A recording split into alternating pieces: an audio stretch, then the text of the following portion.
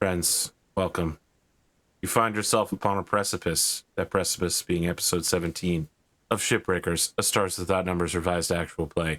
Join the crew of the LAS Golden Goose as they scrap and salvage their way across the Cress Wayside sector.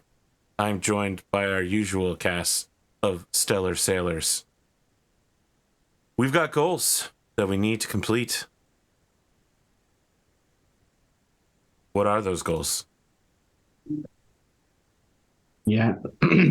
So I think Quentin's goal right now, short-term wise, is to better define what the order of the Golden Goose is. And, with MINERVA, obviously talk to her about that and her involvement and make steps towards, furthering it, its creation or, existence, I guess. Okay. Going with Maclay 8's suggestion, which I think was a good one because we were thinking about it anyways. We being Van-Vee and Vandorn, I guess. I don't know. Definitely reviewing the message received, possibly from y'all, but building up a response to that. I already have a few ideas on what to put in there, but I don't know if I'll actually send it. I don't know if... Is it truly a worthwhile and heroic endeavor to reply to an email from your dad? Have you met this father? Yes, I am your father. Roll a mental saving throw on receiving the letter. Can I sell you on the convince the crew to go to Scarfy goal you previously had? No change necessary, perhaps? Sure. Listen, there's no way I'm going to flag send an email as worthy of an experience point. Well, yeah, I guess it was more not the actual email, but how much would he? I've gone from we to he. How much would Van-Vee disclose in it? I think would be more the kind of laying into the idea. I don't know that this is it may be a burden for your character, but I don't know that you will gain a significant insight into life's mysterious challenges. That's fair. Then, yeah, let's go All with of us must talk to Scarfy. our parents from time to time. If you change your number. Okay, I'm just kidding. No, I'm good with Scarfy. I guess MINERVA could make a program to imitate its father. Wow. Now I will take psych damage.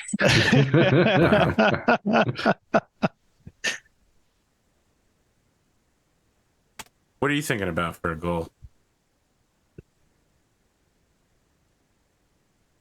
Oh, blurry one. There we go. Work towards understanding what happened to quarantine. We were expecting to get caught, and instead we got the have a nice day. We were not expecting that. Don't look a get torched in the mouth.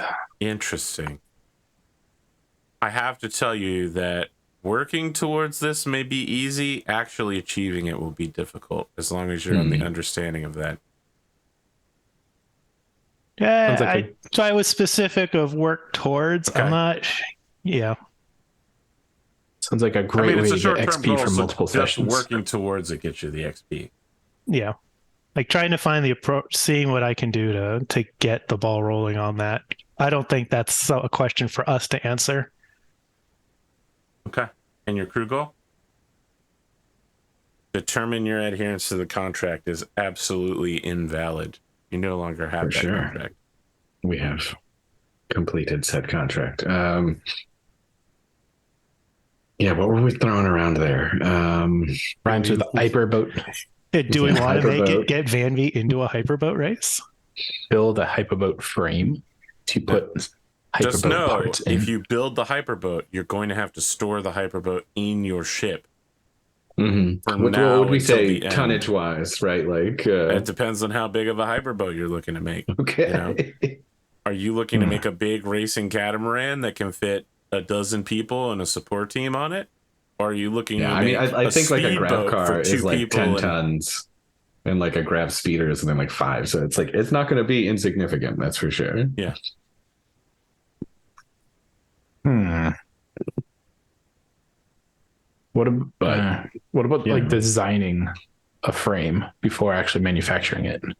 I guess so the tonnage we already have in the parts that we secured. What is that compared to the part we don't have? Like, if it's just because it adds like 1 ton, that's not a big deal. But if quadruples, we've done with the crew goal something that requires a lot of steps to do, and we get XP when we make progress. Mm-hmm. So if we make it get you in a race, then like designing it, trying to get an actual hull built, trying to do the assembly, talking to people to get you in a race, like all those things would be progress towards getting Van-Vee in a race. Correct. it just means we have to at some point probably get back to Thord. That's true. That's true. Are we writing down get Van-Vee in a hyperboat race? I'm down with it if you two are. I like that the whole crew has united behind this one goal with all the universe at their fingertips. All right, fine. Read local newspaper. How's that? See, I just want to be clear. I wasn't being sarcastic. I know I might have sounded like that, but I'm not. And the reason why is it's nice to see people invested in their characters. Also, it's nice to just see your group take a fucking downtime for 5 seconds and maybe read a newspaper or something. Speaking of which, I did make a newspaper. It's on Discord. It's in the pin section, and the stars without numbers are. It's number 3. Now I'm going to do that thing that's really annoying where the players are all going to be looking at the mail messages they've received for the next few minutes, which I'm sending them now. I just got to make sure I send them all to the right people. There are multiple. I think everyone but Kain gets 2. Or maybe it's Van-Vee that only gets 1. I had 1 last time, I think. Okay. You can read these out loud if you want to, or you can just look pensively towards your monitor. However you want to do these things. Yeah, so first message there for Quentin. You see him sitting on his bed and reading it. It's from his is this a name? I'm trying to remember. Is his father or grandfather? Uncle. Okay, uncle. Yeah, there it is. Names to keep in mind. And it says, Quentin, if you're gonna spout on about myths and legends, try to be less cryptic about it and just tell the family what you've got. Do you actually have anything this time? Implying that I'm just a tall tale teller. So Quentin's got a reputation.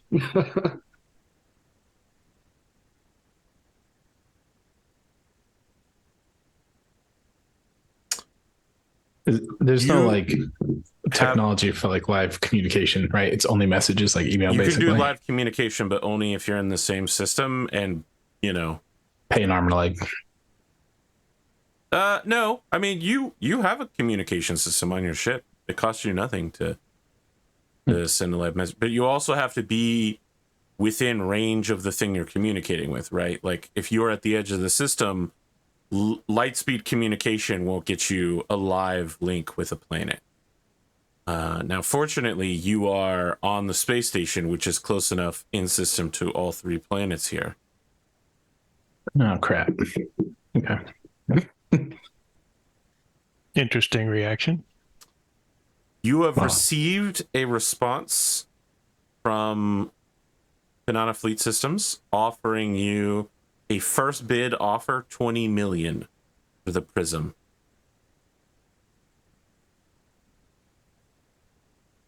Okay.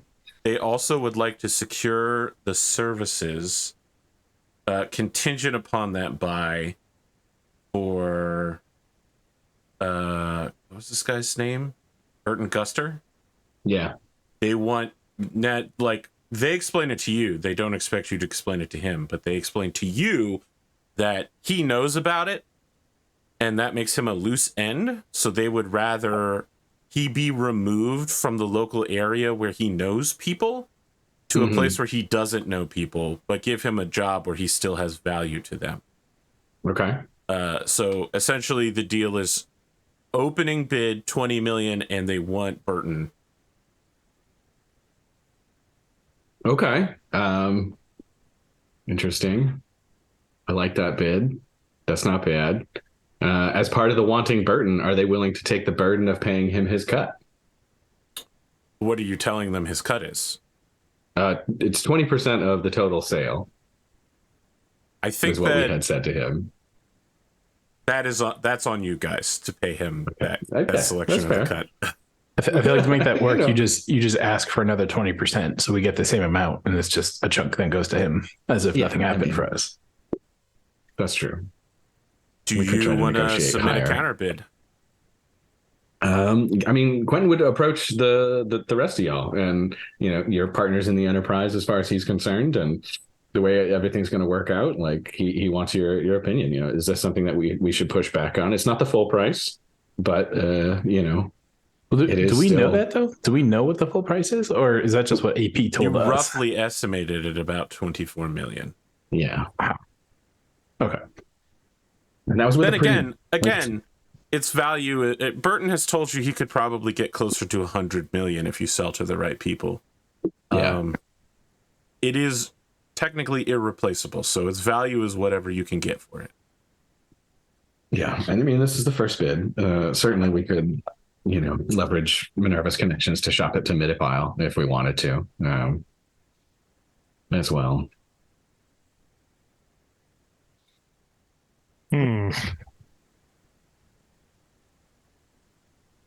Cap, I think we could probably get a little more for it, but I'm wondering if instead of getting just more money in return, we try to set up a good relationship, based on and they owe us a favor or two, like maybe starting with what do they know about Midipile knowing about us?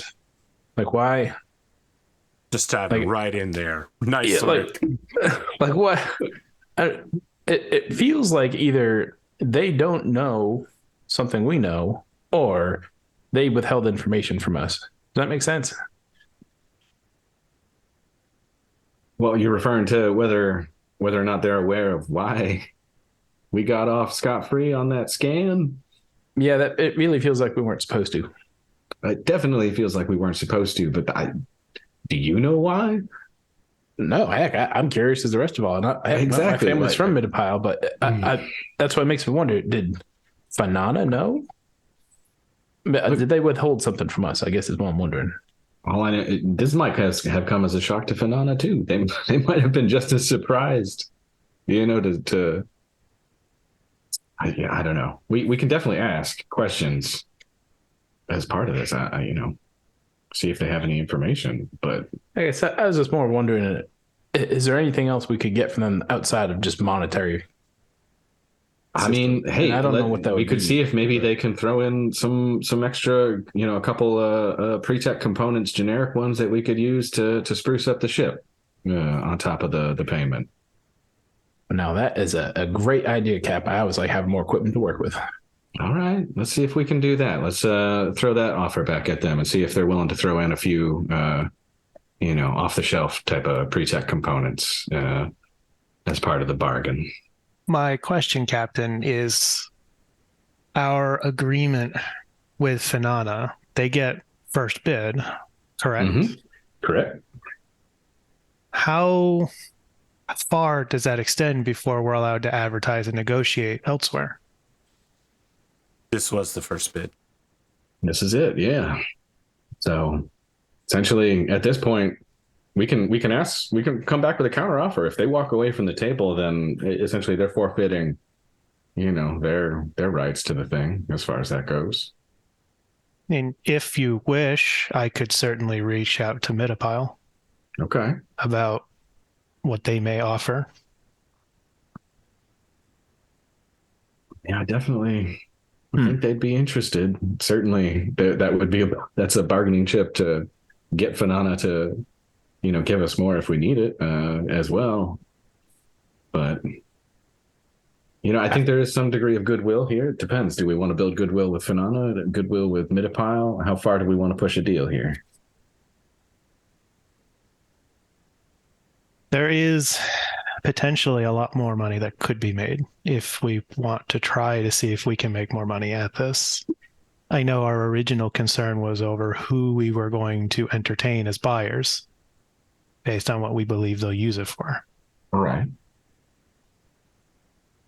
I guess let me ask you guys, what do you think Finana would use it for? Versus what do you think Midapile would use it for? It sounds like if I had to guess, Finana uses it in their quest to remain, hidden from the perimeter agency or I believe it they're is scared of. Safe to assume that anybody we sell it to is going to attempt to use it, and if they're a large enough entity, attempt to replicate it. Sure. Well, if they replicate it, don't you think maybe in the future we get a little something back for enabling it now? That's something we could work into the agreement. And this kind of equipment, from what I understand, is going to be exceedingly difficult to replicate. Yeah, the manufacturing techniques to create this, honestly, it's psionic based. There's nothing that I've ever seen or heard of that's active or possible to do it today, as far as I understand.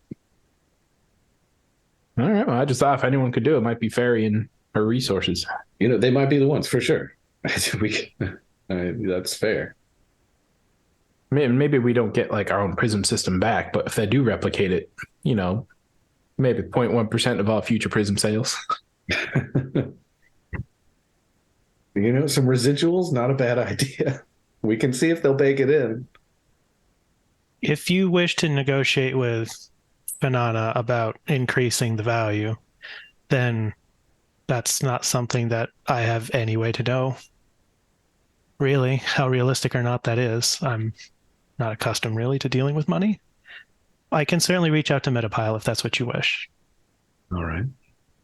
I feel like if we reach out to Midapile before even responding to Finana, that's not really giving them first right, is it? Yeah, no, I mean, I feel like it's worth... Well, that's a good question. I don't know what the normal specific interplay on that is in terms of the agreement. No, I feel like we probably would have to officially... I feel like we'd have to counter first and then say you've got 24 hours or something before we see what Midapile is. Just to be clear, these negotiations are taking place over weeks because communications has to jump to the board and then jump back. Oh, that's the other aspect of this, I guess we should point out, is if we do try to, communicate with Midapile, they are quite far away, extremely for sure. Far. And we kind of need that money sooner rather than later in terms of our, operating budgets to get other things. I would say we don't tell Finana that. Yeah. That we need the money now. I mean, certainly keep that close to the chest. But yeah, I would say it's probably in our best interest to essentially provide a single counter and then move forward with the deal with Finana, at least in the short term, if that makes sense to y'all. And in terms of the counter, I was considering, pre-tech components. We could try to maybe ask for a little bit more on the bottom line, but heck, if who knows what Burton was realistic number is, but I feel like we should probably counter with at least 30, 40 to see what they say. All right. What's the worst that happens? They say no. Well, they might say no, but we'd have to try to negotiate back down to an offer that, they might not be willing to return to as well. I don't know how persnickety the board is on this type of negotiation. That's one part of it. So I think there's probably at least one or two members of that board that don't want to see this tech in anyone else's hands, no matter what. Well, question is, can those two members of the board convince everyone else? That's fair. Well, shoot. My gut is not to push it too hard, but how about we send back that we're pretty darn sure that it's worth 24, and if they're willing, we're happy to handle the handoff with Burton Guster, and if they're willing to throw in a few pre-tech components, we'd be more than happy to call it a deal. That works for me, Cap. All right. That's the response we send then. Okay. Give You me end it with an emoji smiley face. give me the exact wording. What is it you want from them? We offer them back. We think that in terms of worth, that it's worth much more than that, but we're willing to take 25 million and maybe like 2 pre-tech components if they have any they're willing to part with, and we will happily help out getting Burton Guster shuffled off to Relocated. I his will new need job. a trade charisma and talk charisma roll to seal this one. Okay. One will be to have your deal accepted. The other will be to convince Mr. Guster. Okay. Interesting. Can Van-Vee be Can I do our both? designated Or- negotiator? Yeah. Would you say diplomat covers both of these to reroll once for both of them? You know what? I will allow that. I'll let you stretch that far. In the words You of said Brennan it- Lee Mulligan, do you think it's weird that a hawk is assisting you on surgery?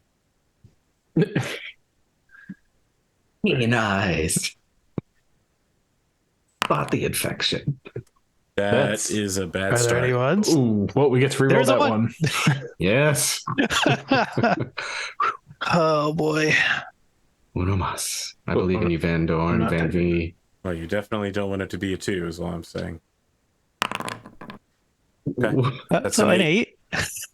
All right. Which one was that? That was to That was talk. That's supposed to be the good one. Jesus. Fuck. Mm. All right. Charisma. Jesus Christ. Well, Double one. You reroll both. I'm just going to do the this exact again. same This roll. isn't the first time you've done this. No. I need you to be aware of this. Hold up.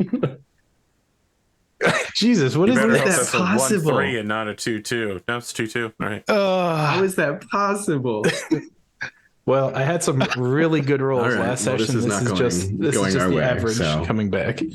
wait, can I? You Dude, want to that say had you been- saw the future and this was all simulation? Do it. That I was simulating some particular verbiage with him. Yeah. You I'll- read my email and intercepted it and Yes. sent something else instead. Oh my I- gosh, yes. I will spend my Minerva Chat GPT's your email then. yeah. Okay. I will spend a processing point on that. You get one more which- roll, Van-Vee, using literal god powers. Is it on trade? Is it that one you're reading? Yeah, trade it's was the again. one. It's a third roll. Let's go ahead and give me 3-3. Oh man. Please no. Wow. Okay, there's Wait, a it's a one. one. It's a one. It's a Oh one. my god. You better hope that comes up a 6, is all I'm saying. Oh, You're in deep. You It's roll another again. Try You it. roll again. Dude. Why Somebody- didn't have his why? Okay, well. You have an 8 total. Oh my god. This is totally averaging out from last session. And you were like, you have to roll a 10 with this same roll. And I got a 10 and 11. My God.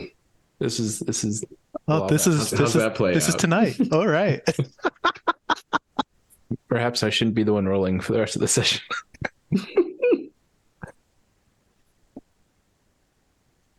They counter with 20 million, the 2 pre-tech components, and Burton Guster. We accept this deal. Oh, come on, give me one more shot, Cap. Burton is led via your words. It doesn't take much convincing to indicate to him that, you know, his part in the sale of this to a extremely powerful corporation / government means that he doesn't want to get assassinated at some point in the future as part of a cover-up. And it does involve leaving behind his entire corrupt life and nice little nest egg he's built here. But he is about to walk away with, I don't know, what, $5 million, $4 million? Yeah, so He considers it retirement money to do one last job, to do whatever's going to be done with the prism. I will say this: you got a high enough roll that he drops to you as part of some gossiping on his way off the ship that the prism is not going to the shipyards. The prism is going to the ferry, and it is not being installed on any ship. It's being analyzed for code. Oh, yeah. Mhm. But you didn't tell Quentin about that part of it. No, I didn't. Well, Van-Vee's the only one who knows this so far. Burton does have to pay a small amount of money to break his contract to help with the ship refits, but, you know, it's nothing to him now that he's got He's a millionaire. island. Yeah. He's going to go buy a small island in Fanana's home system and basically live there for the rest of his life. That works. Maybe invest in some corporate stock. Exactly. Am I supposed to know what the whole being analyzed for code thing means as Van-Vee, or no? I didn't tell anybody anything about the code. Yeah, and you wouldn't know about Quentin's conversation with 9, if I remember the number correctly. 7. No, 7, because 7, 8, 9. Yes. Sorry. Well, for anyone who didn't get the joke several episodes ago. Yes, the 7. You wouldn't know about that conversation with him where he specifically asked about psionically active code with like a quest, a goal of being able to like essentially break the limiter on the transhuman interface. I don't think if Van-Vee would think that's odd at all, because it feels like it's beyond his knowing. So he doesn't know Burton's just like full of crap and trying to pull his leg on the last second ditch, or if there's something to it he just doesn't understand. Honestly, when he hears code, he probably first ask MINERVA and be like, MINERVA, what does it mean to have code in the shielding, I guess, for Prism? I thought we looked at it and we thought it was just like a plating and it was all self-contained. What code? I don't understand. But there's just something that, little birdie told me as they were leaving. It is self-contained. It has to be able to function independently.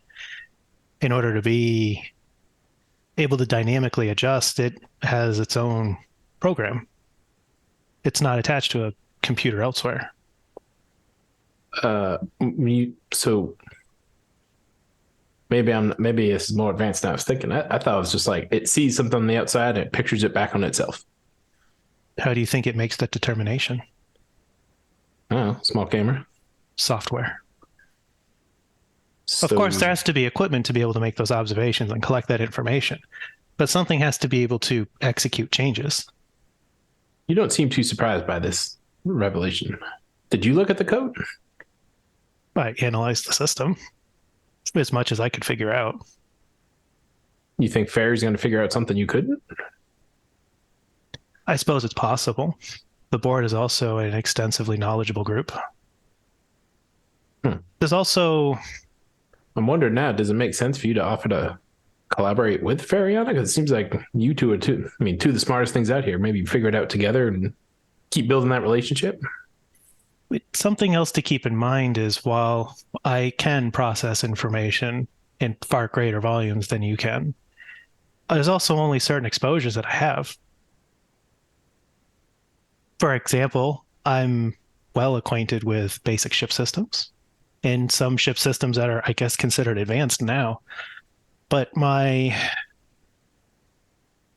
life did not include a significant amount of sci-tech, for example. I don't really have a foundational understanding of that sort of thing. I've never needed to learn about it before. Is that what this is? There's some sci-tech code in it. I couldn't tell you exactly what it does. I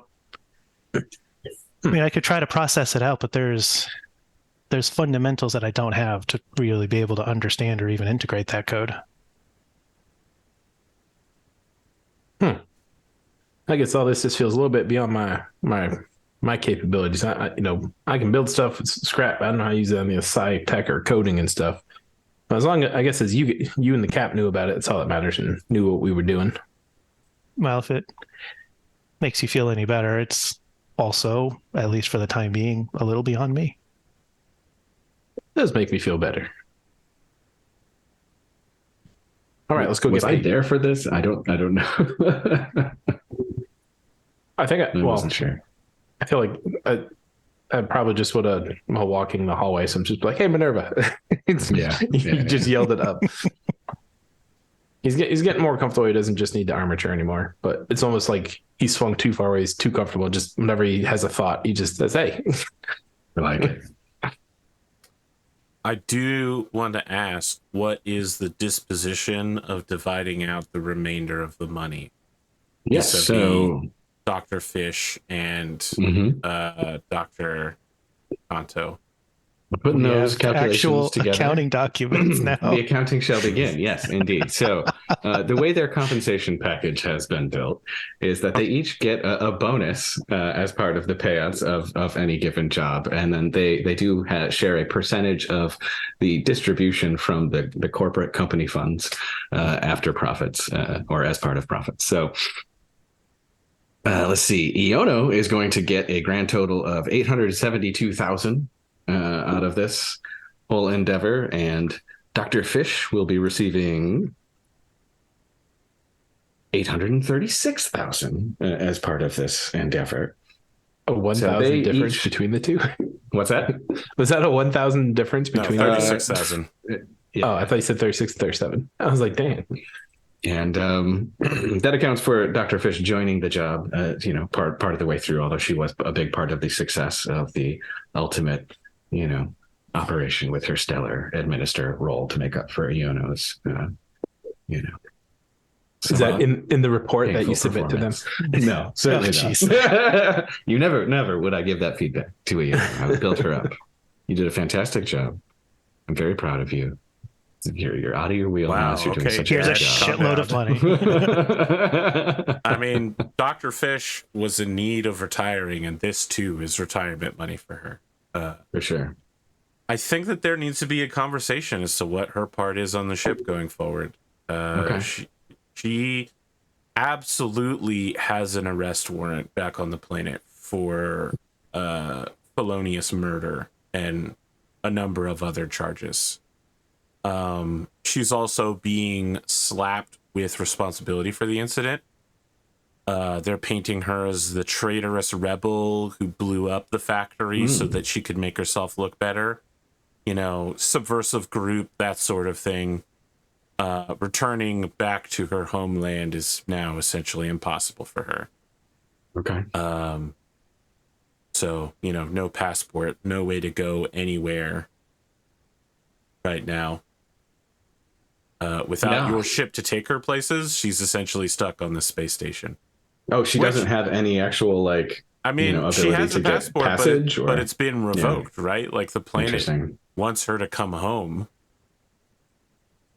She would need to be given citizenship at a new location or live on an ambassadorial ship in the company of an ambassador who could get her. Does Quentin have the ability to just hand out Leiden citizenship? You already have. You handed some out to Jun Kodo. I did send him to Lita. Yeah, for sure. That's fair. I guess it's a good thing we're not going back down to the planet to get up any more ship parts. Okay. So Quentin would get together with Dr. Fish to have that conversation. Minerva and Van-Vee could be invited. We could just do a group chat if you the three of you on one side of a table and her on the other. Oh, I see this performance review. I have a big stack of papers in front of me that I'm shuffling. You're doing it on the goose? Yeah. Okay. I probably won't send the armature then. Okay. Just because hologram. No. I'll be watching. I'll send things to your pad, but I also don't want it to feel like we're ganging up on the doctor. Oh, yeah, fair. Especially since people have talked about her being a potential recruit. Maybe not. She has a large seeming hot cup of tea, and the mug reads "Number 2 Hospital Administrator." The other side has a big green thumbs up. like a foam finger thumbs up. It's funny. He's just sipping at it. I like the mug. Thanks. Van-Vee takes a Sharpie and crosses out the 2 and puts a 1. Just, no, hold still. It's don't. I don't want. I want you to spill. Okay. No. I got this custom printed, but all right. You can wipe off. Don't worry. Acetone. But Dr. Fish. Sorry. No, it's all right. It's all right. You know, like how long have we actually been at the station when this conversation's occurring? Kind of where are we at? And Probably a week or 2. okay. All right. Had a little bit of time to decompress. I mean, how you feeling? What are you thinking? Well, I don't really know what to do with myself. It's not like you need any doctoral help right now. My understanding, though, given the unusual profession you work in, is that when accidents happen, they will be sudden and seconds will matter. Yeah, that's fair to say. You know, I'm past my prime. I'm just going to be straightforward about it. I think I can probably do the job for a few more years. All right. Is that something you want to do, or do you just want to retire and be done? I don't, you know, honestly, Where's it's your rough. heart? I've never been off world before, so you know what? Let me say this. I wouldn't mind seeing a thing or two before figuring out where to settle down. I'd like to see some places. You know, it's one thing to read a guidebook, or I guess now connect to an electronic pad and access the entirety of human knowledge in seconds. It's another thing to experience it in person.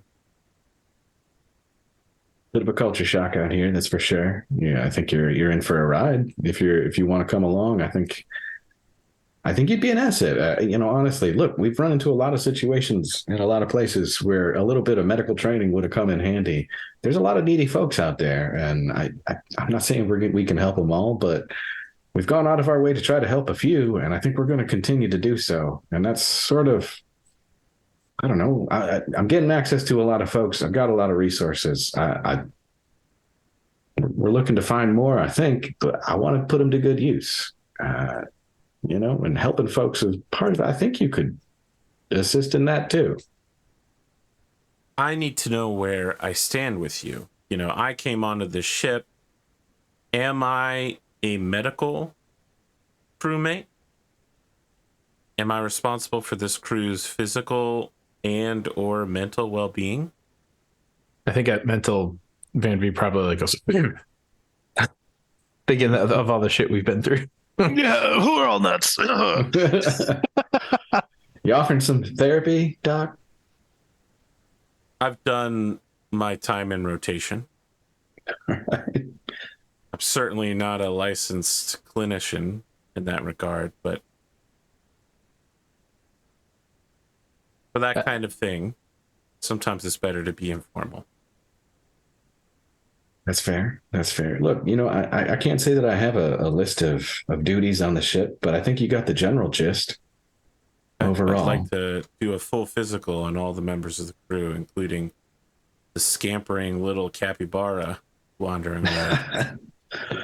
Oh, Louis, come on. And Quentin will whistle. And I assume Louis comes trotting out somewhere with his citrus. Yeah, on a set. Bam's right next to it. Scritch. Let's see. She does not know about Minerva.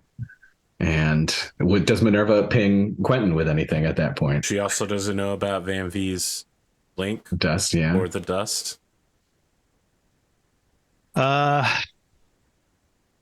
She also doesn't know that Louis is psionically active. Oh, would that be obvious on a medical scan? I guess it would be, yes, wouldn't it? Yeah. It is obvious now on a medical scan. Yeah.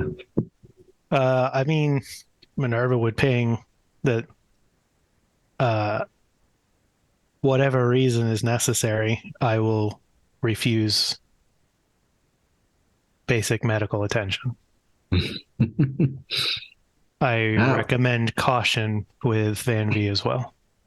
Yeah. Well, Dr. Fish, here's the thing. I'm not about to, force any physicals or medical exams on anybody. If somebody wants to sign up for one, yeah, absolutely. Look, if you're more comfortable with the auto doc for general checkups, that's fine.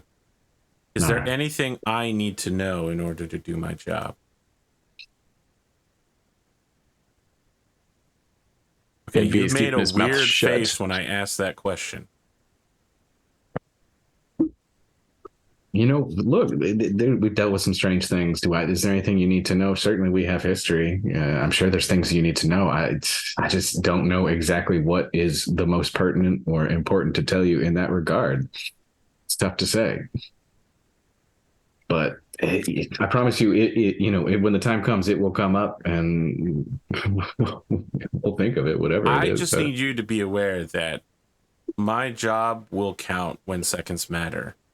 And if I don't know what I'm looking at, if you're lactose intolerant, if you have an allergy to latex, it would help if I knew these things. I'm going to have to rely on the auto doc to issue me that kind of information when the time comes. And if you're okay with that, you're okay with that. It could cost you more than you're willing to pay in the future, but you have a right to privacy in this sector. Medical privacy. Yeah. Well, I appreciate that, and that's, I think, right where most of us are. I mean, I'm happy to take a physical, go for it. I've got nothing, as far as I'm concerned, to hold back as far, what's going on with this meat bag over here. But as Van-Vee sits in silence, looking at her with your red eye. The opposite. Yeah, I mean, that's the thing. Quentin's kind of interested to see if something would come up in that regard. Well, if you have a few minutes, let's head on down to the auto doc and I'll administer some of the basics. Oh, sure. All right. Well, yeah. I guess no time like the present. Let's give it a shot. Do I need to be printed out like a name tag or like a crew card or something laminated? Yeah, I'll have MINERVA set up, like, paperwork, all the access keys and whatnot that you need. And shoot, I think Van-Vee can rustle up a uniform, a name tag somewhere. He's pretty good at I'll fashion something up. I'll make it one of a kind. Okay, I don't need one if you all do not appear to be wearing them. I just don't understand what the culture is around here. Well, it's a small ship and we're a bit eclectic. So you know what? You take whatever fashion choices you like. I prefer to dress comfortably. All right. You do you. I assume at that point Iona walks by and she's in like the giant sweatshirt and yeah. And the I love the princess juicy. Mm-hmm.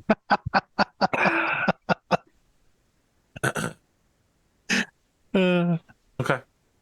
She gives you a full health checkup and indicates that you've recently had surgery, and notes that your medical history indicates a tendency towards cancer. Tendency? Oh no. I mean, you just had brain cancer. Yeah, of course. Yeah. That your psionics appear to be growing at an alarming rate, far faster than normal.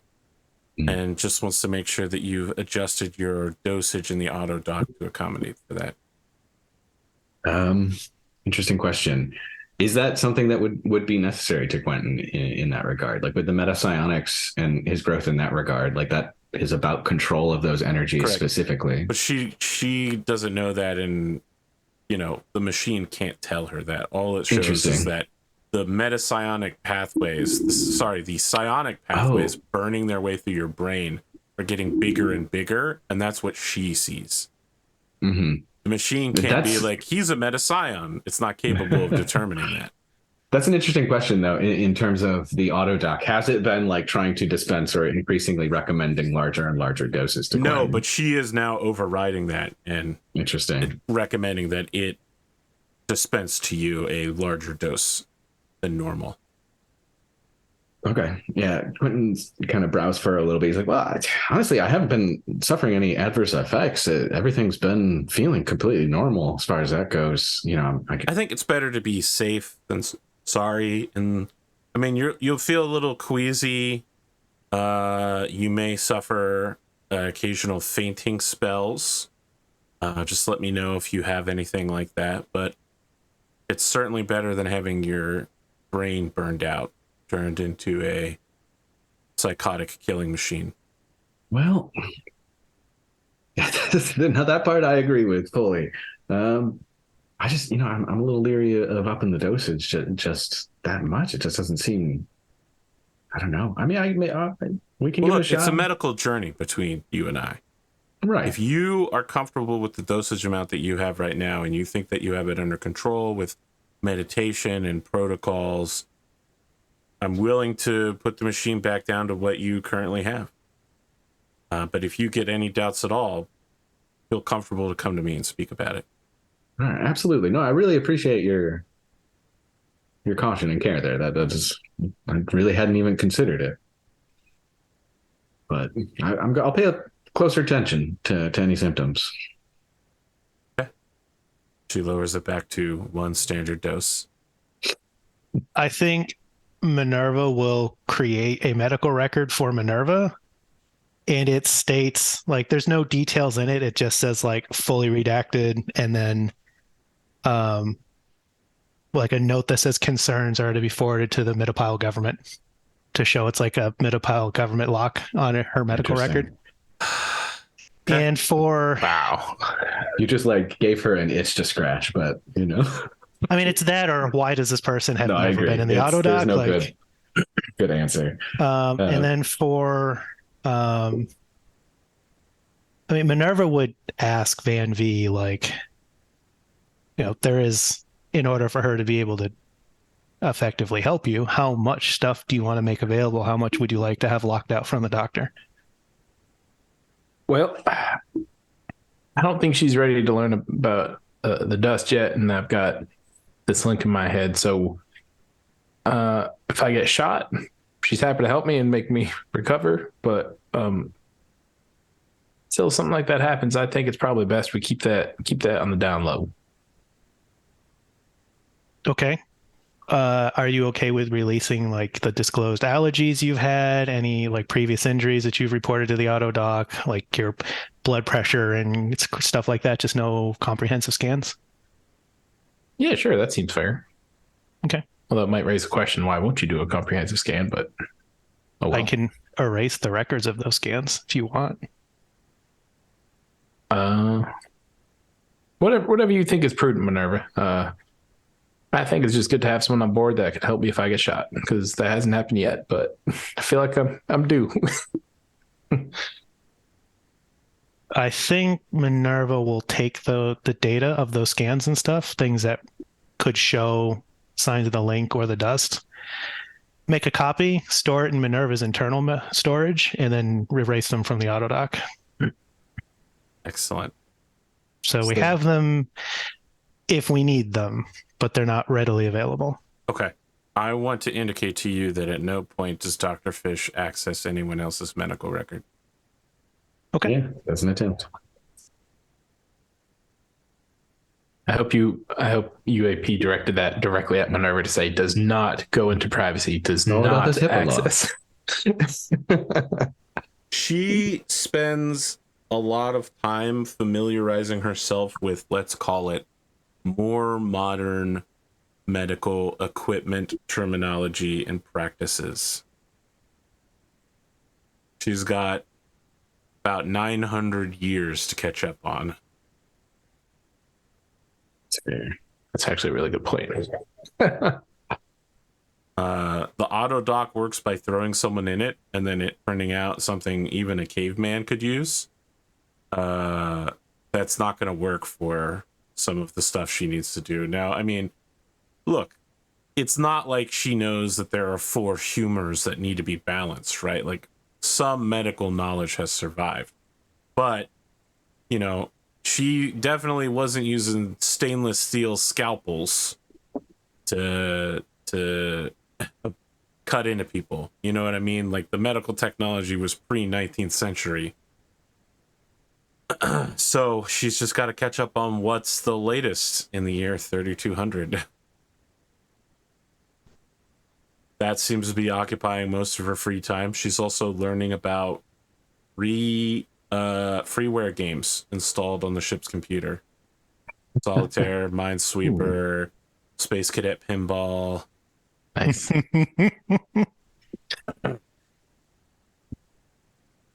Love it.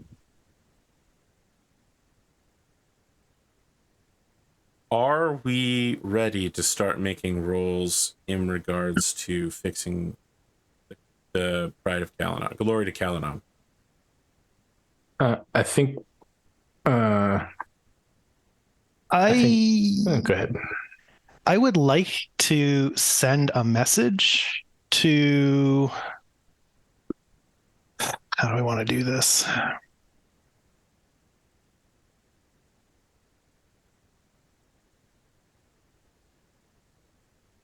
I want to send a message to the Phenomena ship that tried to get to us for the quarantine scan, but was headed off. Okay. Did we actually know about that as characters, though? I thought that was an intro scene you did. You definitely know that a Phenomena ship did try to break and contact you, but were overtaken by a faster team from Midapile, from the Federative Republic. Gotcha. Okay. I would like to send them a message that says, on behalf of the Golden Goose, we appreciate the quick response to our arrival in system for quarantine. The results weren't quite as we were expecting. Has there been any changes in our priority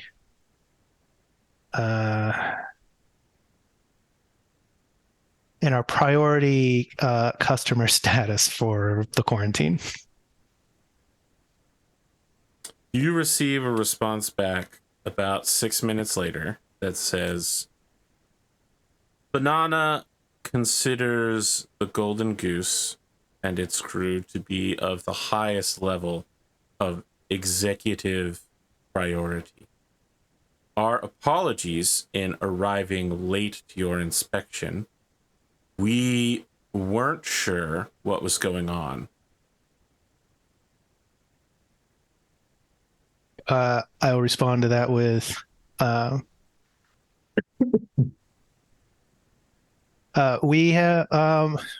we understand that. I saw on scans that you attempted to make contact right away, and we appreciate that. Is there anything for us to be concerned about? You receive an immediate reply. We refer this conversation to the board. Understood. Thank you very much.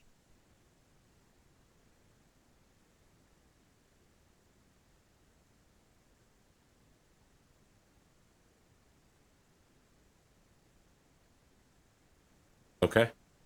Are we ready to start fixing a ship? Yeah, I've got to take a minute or two to think about how I want to continue this. So yeah, Okay. I think we got time to make some rolls. There is not a second one for you yet, Ludemann. Okay. The other message that is working its way back towards you is about the censure. Right. And it took longer to process than the first one. Okay. Not enough time has Verifying. passed. Okay, so you can have crew members perform any of the skills as per last time. Programming is it called programming? Yep. Is on the table and would need to be rolled this time because you have no experience with the Glory to Kalanon. All crew members that are present can join. Because this is a historical ship, Iono can use work, but not just like regular work. She can use her work as a historian, and also someone who is a specialist for phenomena to provide a +1 roll rather than just sucking. Nice. Poor Iona. She does her best. So would you like me to start by having Dr. Fish and Dr. Canto roll their skills? Yes, that sounds pretty good, right? I don't see any reason not to.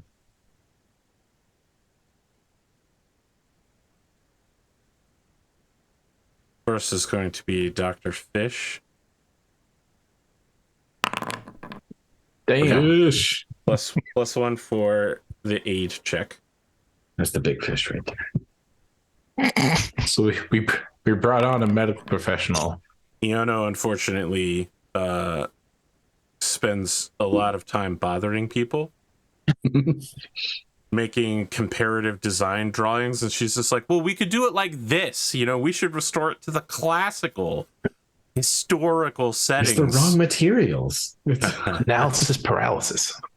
So you are currently at a +0 overall. Okay.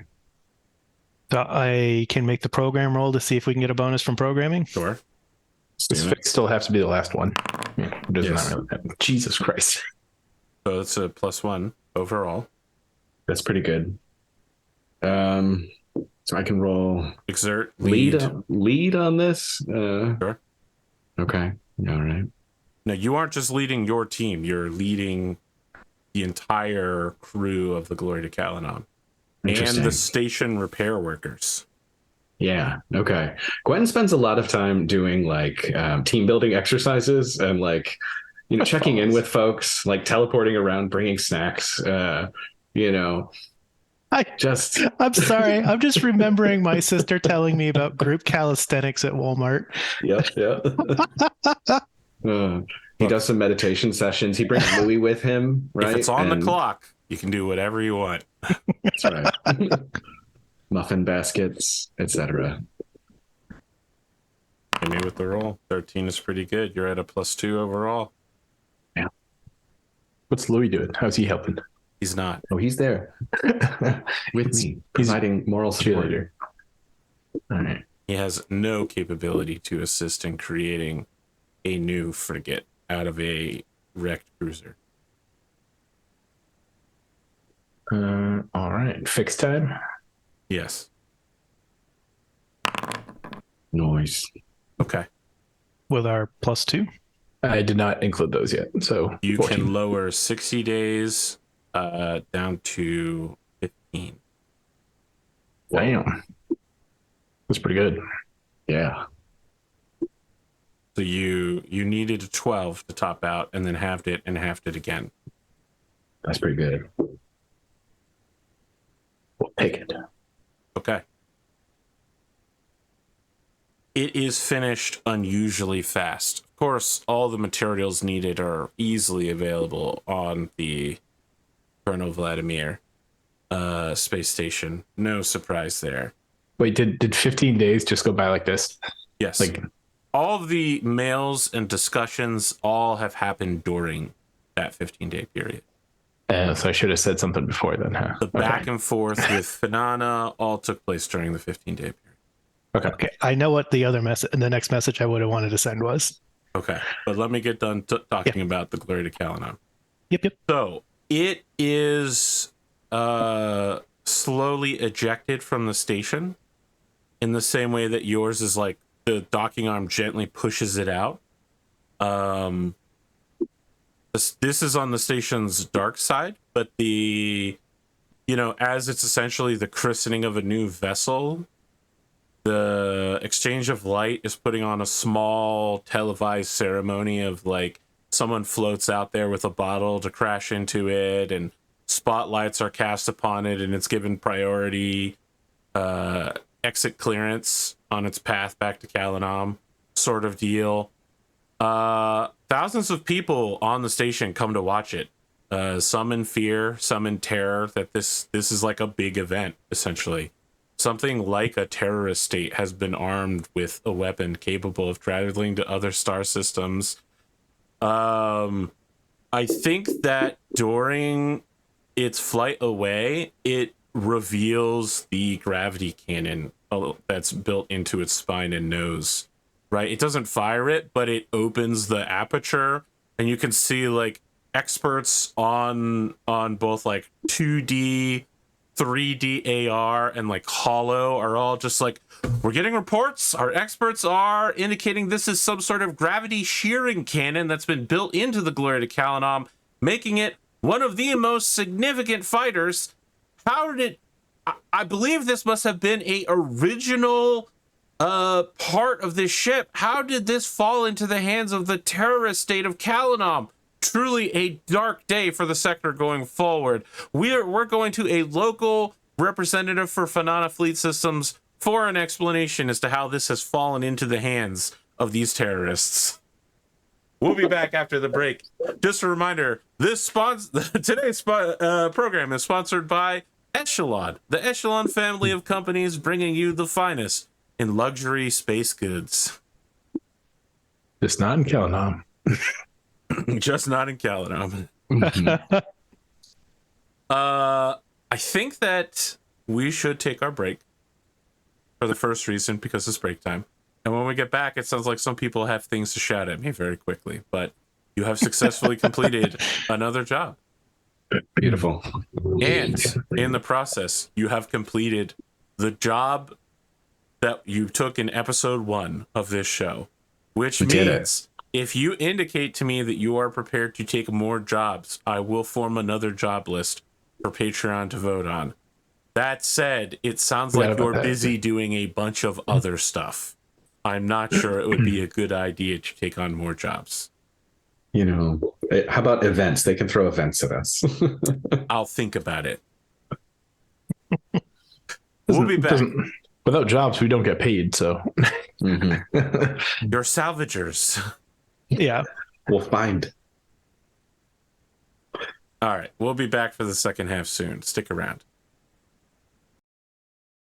All right, audience. It sounds like I'm being trolled by the cast.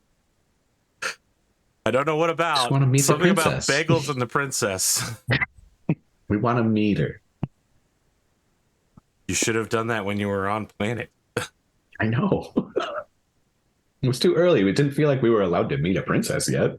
Our characters weren't confident. Now that you made $20 million, now that you're rich, you feel like you can meet the princess. Really says something about capitalism, I think. This is kind of like when I didn't see any doors opening before. Each one of our gladiators won their first fight. We're at that point now. We've got some momentum under our belt. There you go. This motherfucker's talking about not opening doors. The prime minister of the entire planet is calling you regularly. MINERVA regularly, not us. Right? That's true. I don't know how much we know about all of those conversations. That'd be so funny if Minerva's got like mail forwarding. My voicemail is full. Someone who has like unlimited storage. See my human assistants. So we've established that MINERVA does not have unlimited storage. Yeah. I mean, That VI was really big. So right now, it looks like the Glory to Kalanom's first incredible mission is to deliver a cargo hold full of gas fuel, Kalanom. It is being used as a transport, despite the fact that it is a total sense armed frigate. Right? Like you've got one giant ship, you're going to use it for that. Makes Van-Vee Vandorn feel a little bit better about himself.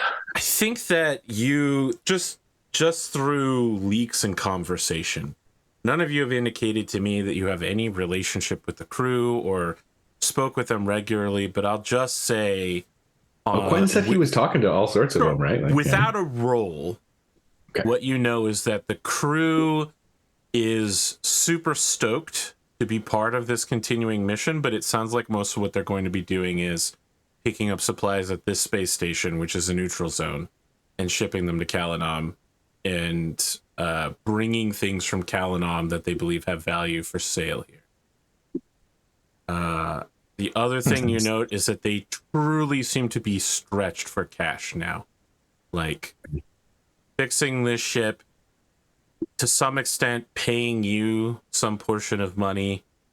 You buying the armor back from them really gave them some breathing room. Can I roll notice to find out more? Yes, absolutely. Should we offer to buy the grav cannon? They Wisdom. want the grav cannon. So what are you interested in learning on a 10? Specifically, like, what seems to be their, like, you know, I guess when I'm talking to these folks and they're talking about these things, what is their, like, general goals? You know, what do they see KainDamael as trying to do in this scenario? Are you asking me what the crew goals are, or what the central authorities' goals of the ship Oh, are? interesting. Yeah, what the central authorities' goals might be. The ship is being prepared for weapons testing and, like, something. Do you know what the Great White Fleet was? Oh, yeah. The American warship fleet pre-World War I that we sailed around the world so Going that we could around figure building out trading partners. It wasn't just that. It was basically the first demonstration in the world that someone could do that. And in the process, we learned that we were really bad at building ships, and so we built different ships that were better. The Panama Canal became a major concern. They learned so much about, like, fleet logistics, right? Like, they were constantly buying coal in different ports, which was exceedingly expensive, especially because they were like, oh, you're showing up with a giant warship fleet. Well, our coal now costs twice as much. And what are you going to do about it? Nothing, because if you don't buy our coal, you can't go anywhere, sort of thing. You know what I mean? So it's a Great White Fleet for one ship. How do we support combat operations to bring the ship up to full readiness as a frigate? Is Central's goal, right? These shakedown cruises here to deliver supplies are, of course, fully necessary for the future prosperity and glory of KainDamael, but the crew and the ship are clearly being readied for defensive action. Defensive is positive. When you said what you can do about it, all I could picture is Oath of Endoseal when they took the nukes and then threatened to use them back against the planet. What a moment. Truly a high point of Lachlan McDougall's career. That's when he fully switched. You funny. Cool. That's interesting. Well, we bid it farewell on its journey. All right. Yep. Cap Minerva, you guys feel like we did a good thing here? I can't. I felt like we were doing the right thing and they're using it in the right way, but I still think I'd feel guilty if that grav cannon gets used in the wrong way. Like, I feel like we just enabled a massive weapon, but for the right reasons. Does that still make it the right thing? About it.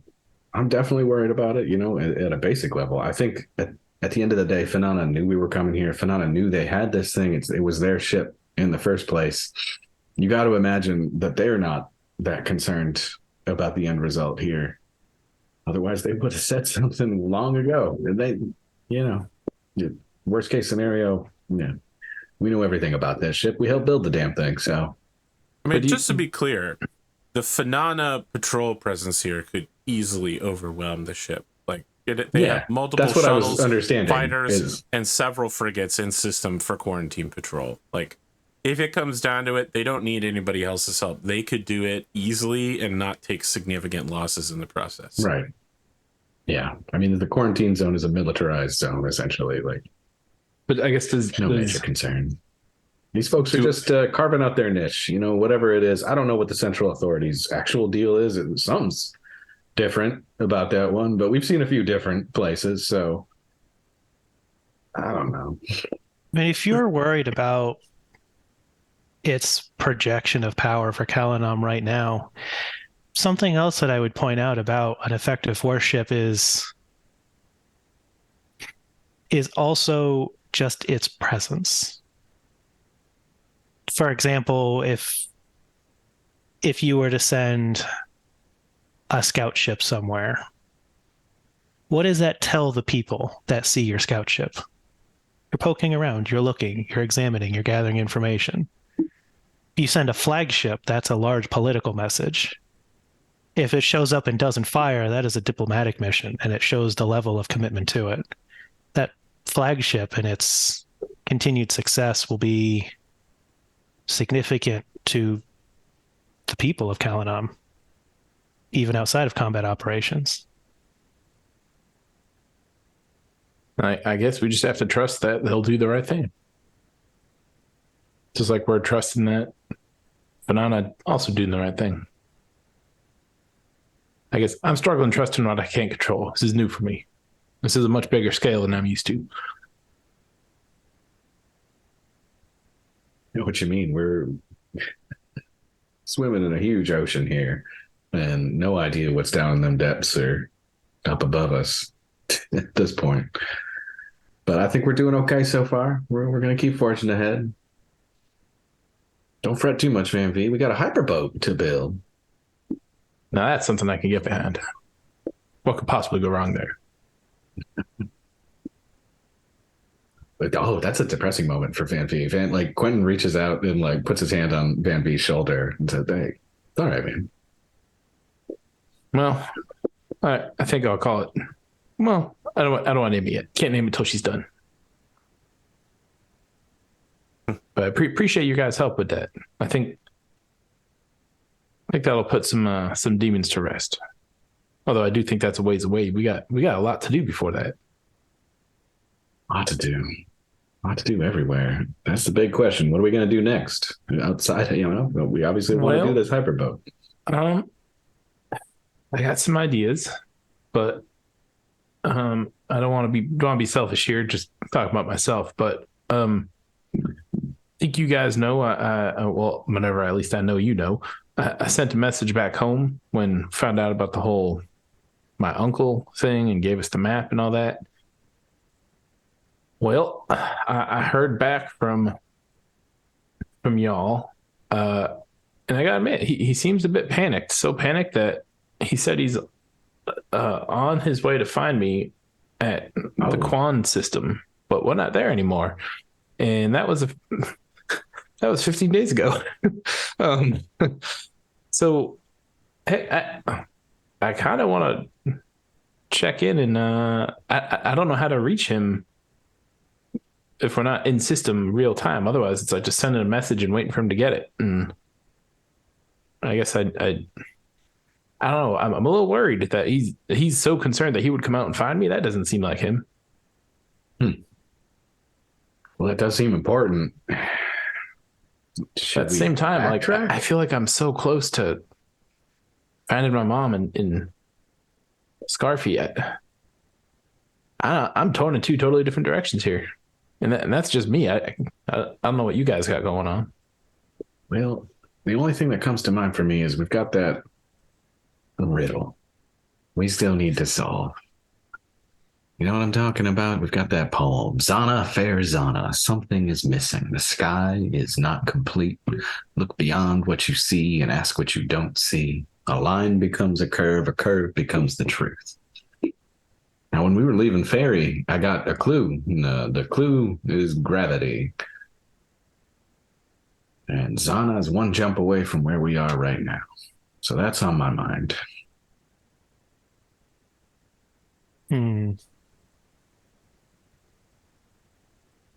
So where's Zana? Is it not in our thingy? 0300. Oh, way over there. I see. Well, you're in 0501, so. Yeah. Wow, that's literally top left, top right, or straight back down. Any other directions we might want to go? Yep. Well, shoot. That's my true. My interests currently are becoming whole and doing good on the way. So you don't have a direction. Speaking of becoming whole, well, the Golden Goose here, she's paid off. Are you finalizing that then officially? Yep, let's send that payment in. So, and we paid the load to Kalanom as well. Perfect. You get an immediate message from Iono with like a little plaque certifying that you now fully own your ship. Well, shit, isn't this exciting? Come on, When Van-Vee, can you when get this mounted in the common room? Well, but hold on first. And Van-Vee goes and gets like drinks to celebrate.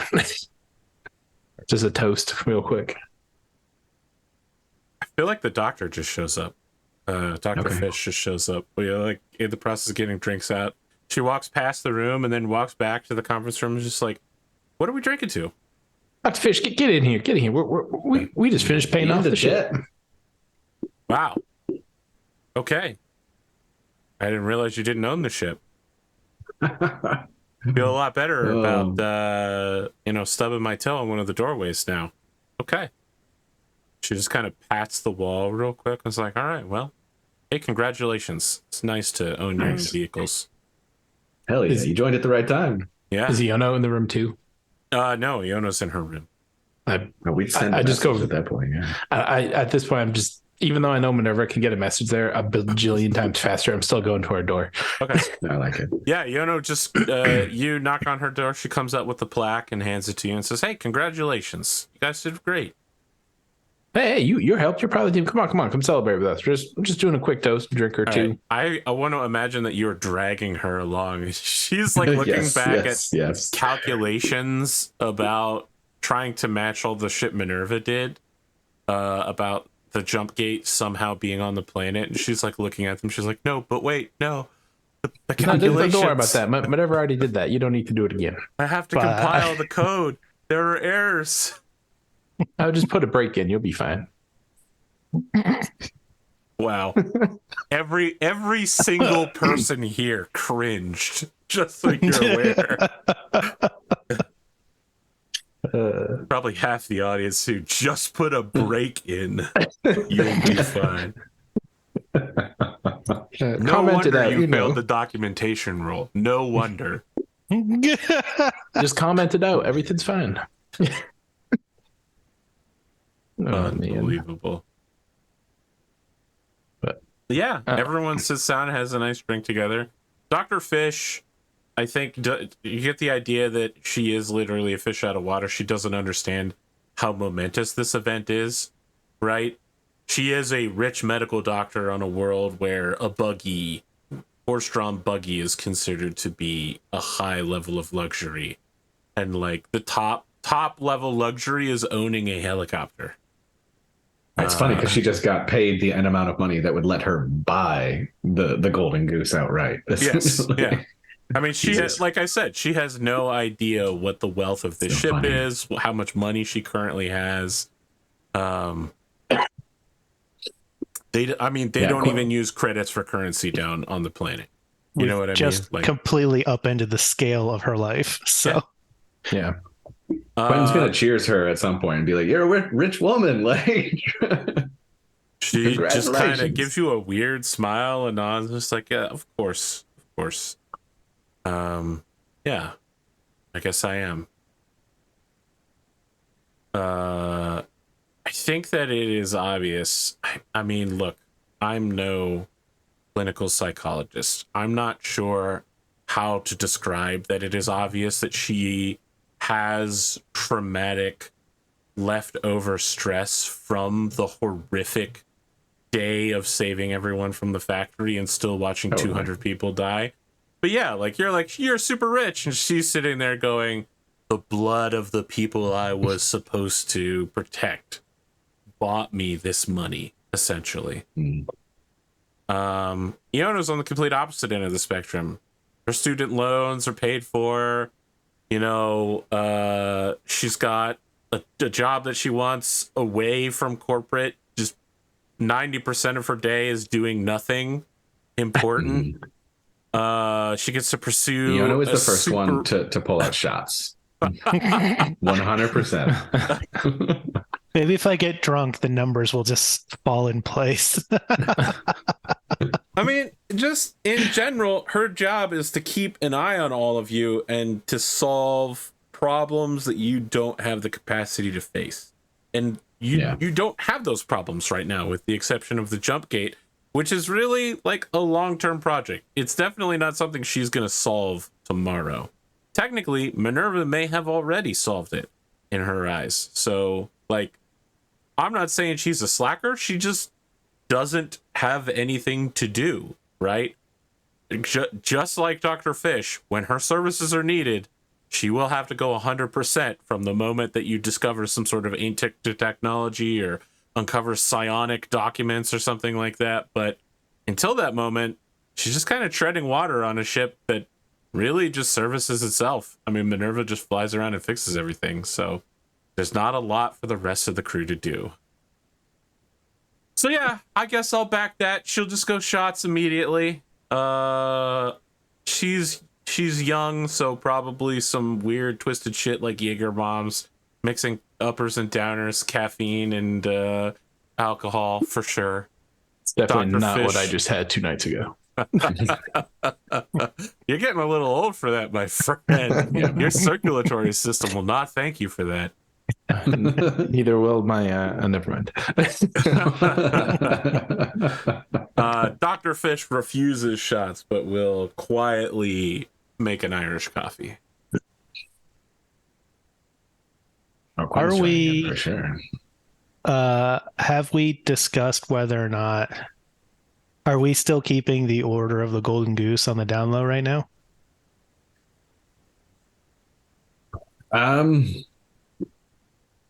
That's right. I mean, it functionally doesn't exist yet. You have no Yeah, it's administrative. really The only asset to the Order of the Golden Goose is a upset woman on a planet who's using pocket change to push for political idealism. that's true. The Yeah. Order So of the essentially, we're in Golden this Goose, state to I know that perform it. you've chat GPT'd a mission statement, but it functionally does It's not beautiful. exist. You know you love it. It needs I'm more. just- I'm just- going to be honest with you, Ludemann, real quick. I hate ChatGPT. I hate when people generate those things. James is constantly generating stuff with that, and it drives me nuts. It disturbs me how much human language is totally useless and can easily be mimicked by what is essentially a predator for humans.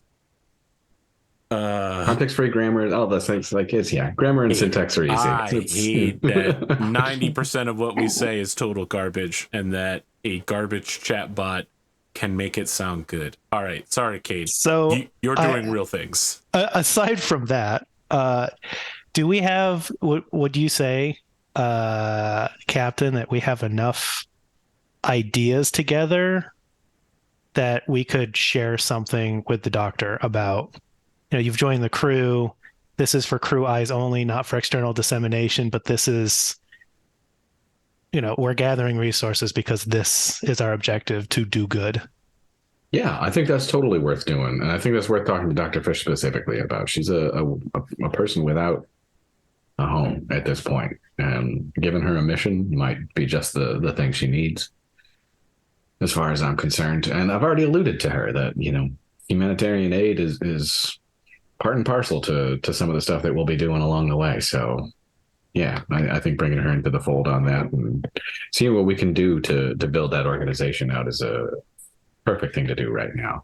We've got a lot of resources that we just came in into our pocket here. Right now, each of us just got paid out 4.2 million credits there. So to do with what we will. The Golden Goose, the organization itself, still has 870 in 1,000 in its coffers sitting around that we can use. We should invest this. We should use this for the right things. I think we need to decide what those are. Yeah.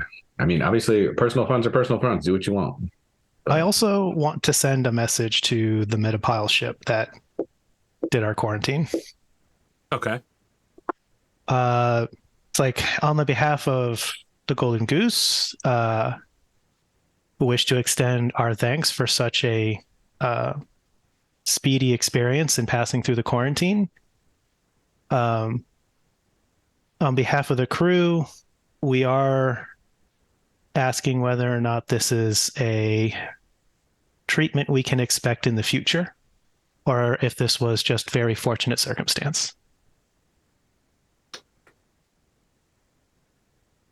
You receive a somewhat immediate reply from the evil genius, from from Fleet Officer Brett Carthage.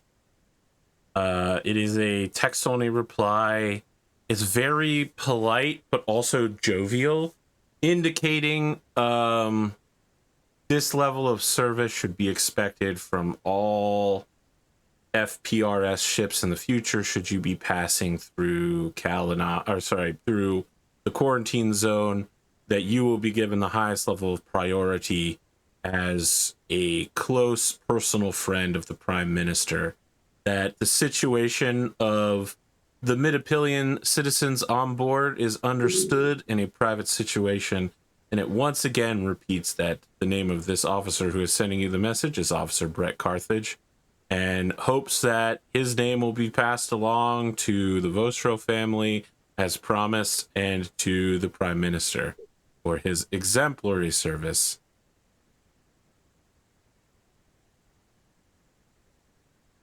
All right. I'll send a response that says,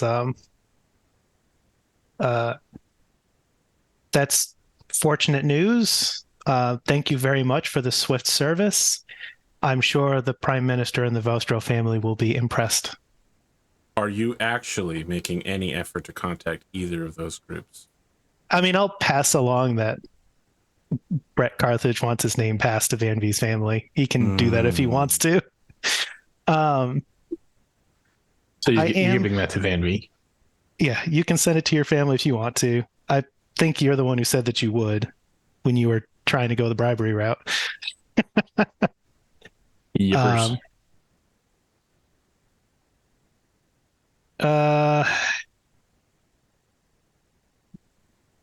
I will send a message to the Prime Minister. I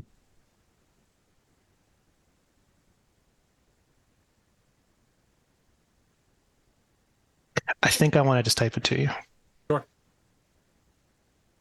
I have a question for the group. Are you ready to complete MINERVA's long-term goal of establishing a organization that is well-funded in order to carry out goals on your behalf? The reason I'm asking is I want to know if you're ready to become a faction. It will require you to answer several questions and donate millions of dollars. That said, you will decide where the faction is based out of, its base of influence. You will get to choose between whether you consider yourselves to be a psychic academy or whether you are scavengers. And we will talk about what your first asset that you own is. That will be based on what you see the money that you are investing into it going towards. Right now, you have one person who is trying to change the way things go on Astapel. And I believe her charge is also to try to gather the funds and resources needed to get modern medical equipment available to places that don't have it. That is her personal goal, and I believe it is also a discussion she had with MINERVA. That said, they're just getting one device is $75,000 a pop, and it requires continuous resupply, right? Like you don't just have an auto dock machine, right? This essentially is functionally a full clinic that requires regular upkeep. So just note that like millions of dollars will disappear in a flash when we're talking about factional scale. Mm-hmm.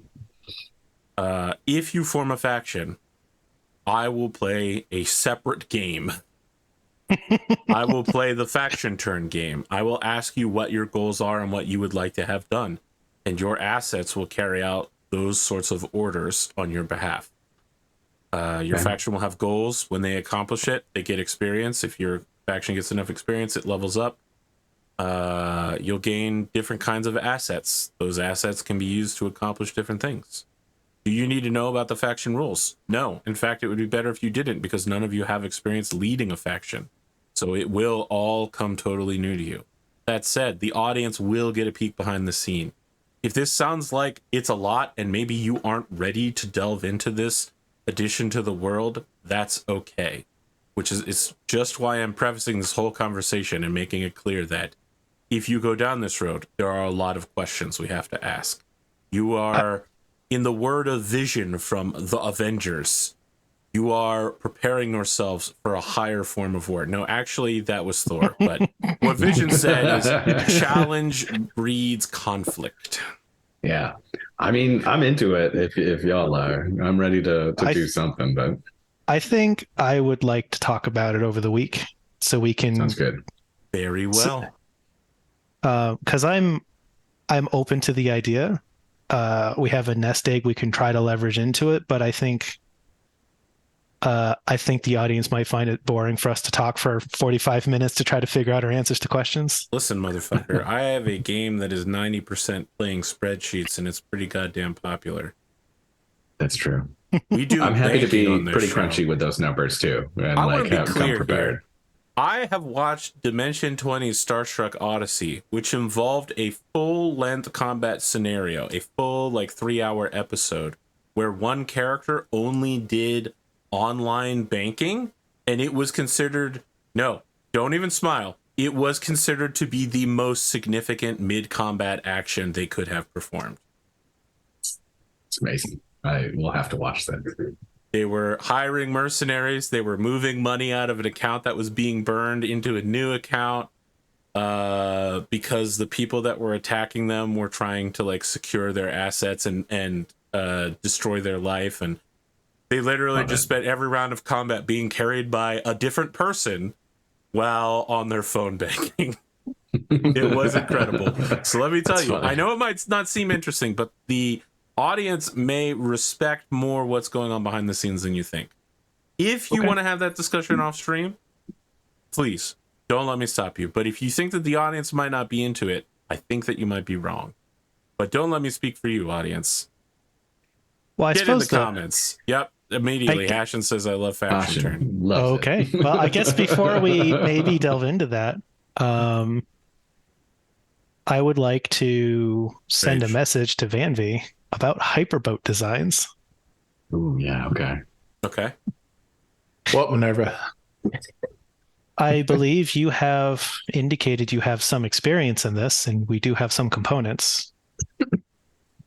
I was pretty darn good in my racing days, yeah. Have you previously worked on design or construction? Well, design would be new for me. We kind of Dar and I, we kind of scraped up what we could piece together by kind of getting with the parts, and there's only one way they fit together at that time because budgets were tight. But I guess you could say we designed that one a little bit. It's not like we had a ton of flexibility, but a little bit. But I think I know a lot more now. Could be fun. Wow, is this something you're interested in? My directive is to be a vessel, a space-bearing vessel. I've no experience in hyperboat racing or the stresses or designs or mechanics required. If you are amenable to it, I would like to assist you and learn. Well, shoot, why don't we look up, let's see. And Van-Vee just kind of goes through from his gamblings, the usual top performers, and is like, all right, well, look into, and he knows the drivers, but not necessarily their ships. And he's names 3 of the top 5 performers. Look into the design of this person's ship and that person's ship and this person's ship. I don't know, see if we can find anything they have in common. And maybe that can be a starting point for us, but then we'll put our own flair on it. I take it the specific specification information of these is going to be protected by the teams? Yeah. So maybe we could try to use footage and stuff. Could I get a bunch of footage and try to do characteristic analysis to try to give us some insight into design features? Interesting. Sort of we know, the difference between these designs and their performance in this particular track, and work a hypothesis. Was that driver or was that design, and try to compare different design features? So one thing to note is that by design, hyperboat racing is random. And the closer to hyperboats or more get, the more random situations around them become. So it is very speed racer in that you want to have a huge number of situations you can predict and react to, right? You might think, why would I build a car that has skid skis that come out from the bottom of it that also act like pogo jumps? That's insane. What situation could you ever have on a race course where that would be usable? And yet in Speed Racer, it's used all the time. That is how hyperboat racing is performed. Literally anything could happen. It could start a localized thunderstorm directly over top of your boat for no apparent reason. Your boat may end up going backwards for no apparent reason. Reality, probability, everything becomes totally questionable. Which brings me around to my question to Dunamis. How big of a boat and what design are you looking for? Because it's not like there are classes, but there are classification. Like, boats of all sizes compete together. Some people prefer super huge boats that will not suffer damage if they slam into something much smaller in the process, and they'll just take a penalty at the end. That's some sort of payout or something while they get the wins. Other people are boating with as few as 2 people, so they can have somebody switch off during the length of the boat. And it's essentially, I wouldn't say a jet ski, but it would be like a small motorboat size.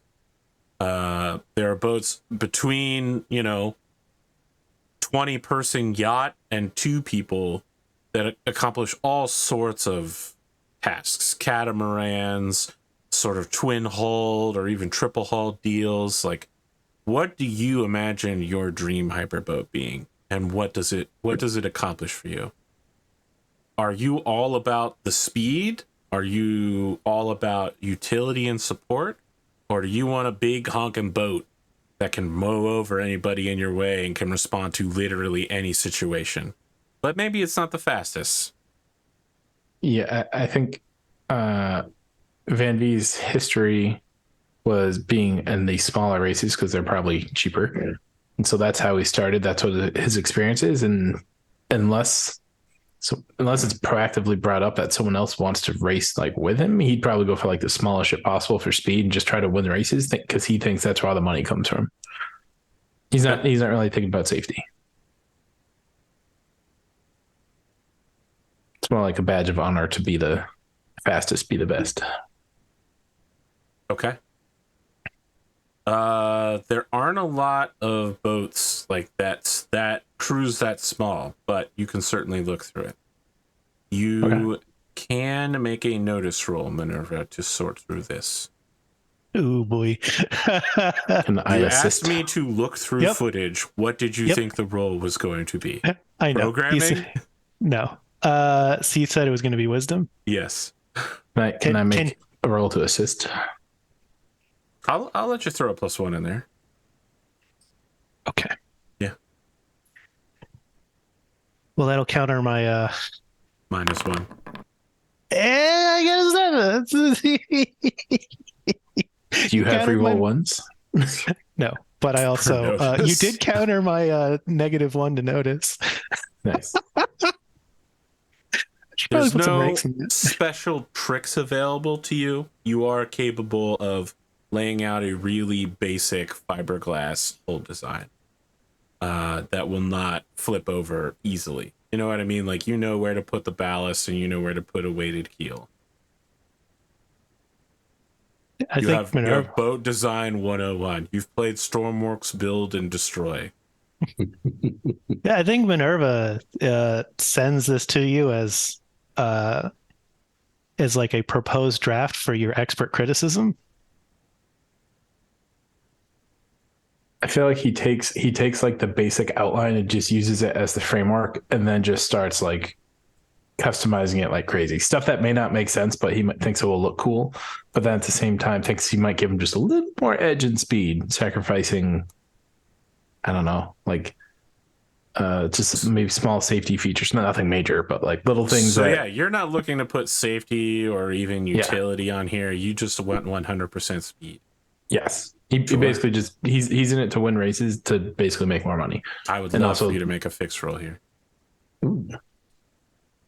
This is not the Fixes ability Making yet. the This is- IndyCar version, not the You're going NASCAR. to take a +1 because MINERVA has given you a extremely basic design, and it will be fixed with intelligence. A 15? What the fuck are you doing in my house? Get out! Damn. Get out of here! God damn. 15? That makes up for that series in the. Look, you have designed a boat that is a technological revolution. Yeah. If other people were to get their hands on your design, they would first off assume that you were insane for designing a boat for a single racer. You have removed basically every safety feature and streamlined it for speed only, to the point that it is actually functionally a hydrofoil, because it just can't, it goes so fast it can't stay in the water. But you've used MINERVA's programming and pre-tech knowledge to somehow make it so that the hyperboat engine, the probability engine, has a bias towards making sure the boat remains in the water with all three of its legs. So you'll never be like, all right, the boat's upside down now, so like 15 foot of the boat is in the air and you're underwater. You know what I mean? Like, the boat has been properly programmed and hull designed so that the engine is biased towards keeping you moving with all of the parts that are supposed to move in the correct direction. I like it. It's It's pod racing revolutionary. extreme. You know, I think- it's like when people started adding spoilers to cars and they were like, whoa, I can't believe this works. That's crazy. Now I know which end the front is. Good. Do you think- give MINERVA any indication on like, oh my God, this works, or anything like that, or you just play it super cool? I think after he finishes like the build, he got it. Do we have like hologram technology, like an Iron Man? Can I like spin it, Yeah. bring it up, spin Yeah. it, I mean, look at I it, and have just say, hologram that's it. projectors. Done that. Yeah, I totally do like that in Iron Man, where he pulls it up, spins it, looks at it, and is like, that's it. And I like compress it, send it a message to MINERVA and Yeah. say, What's lock the this file name? down. What's the file name? Ooh. Ooh, Yeah, now you got to name it. hold on. But you're sending it to MINERVA and you tell it to lock it down. Yeah, like don't share this with anyone. It's getting an AI encryption key. Where? Hold on. What was my very first mech called? Wow. You want to do callbacks on Yes. a Solaris Knights cruise show? You think you could just do that? Yes, you know what the problem is? I have a whole page in OneNote just for how many mechs I have. Yeah, that's because you were the little host boy, and all of true. your mommies and Semyorka. daddies showed up There and we were go. throwing money Semyorka. at you. They were like, "Oh, you're the light mech guy." They were hitting you with billfolds, just slapping it on your face and rubbing it in there. Like, We love you, Cosmo. yeah. Hey, listen, it's because I couldn't die from a Gauss round. But actually, that's not true. You tried your best with that Raven build. I did one time. Yeah, So you're naming it Semyorka? Semyorka. Yes. I like that, especially because you essentially designed and built it while you were rebuilding the like Russian Kalinam Federation. Yep. Yeah, that's true. Yep. That's That's good. why I was like Russian Cosmo. So the file name is the Semyorka, Very nice, very nice. and it has MINERVA's going to fully encrypt it.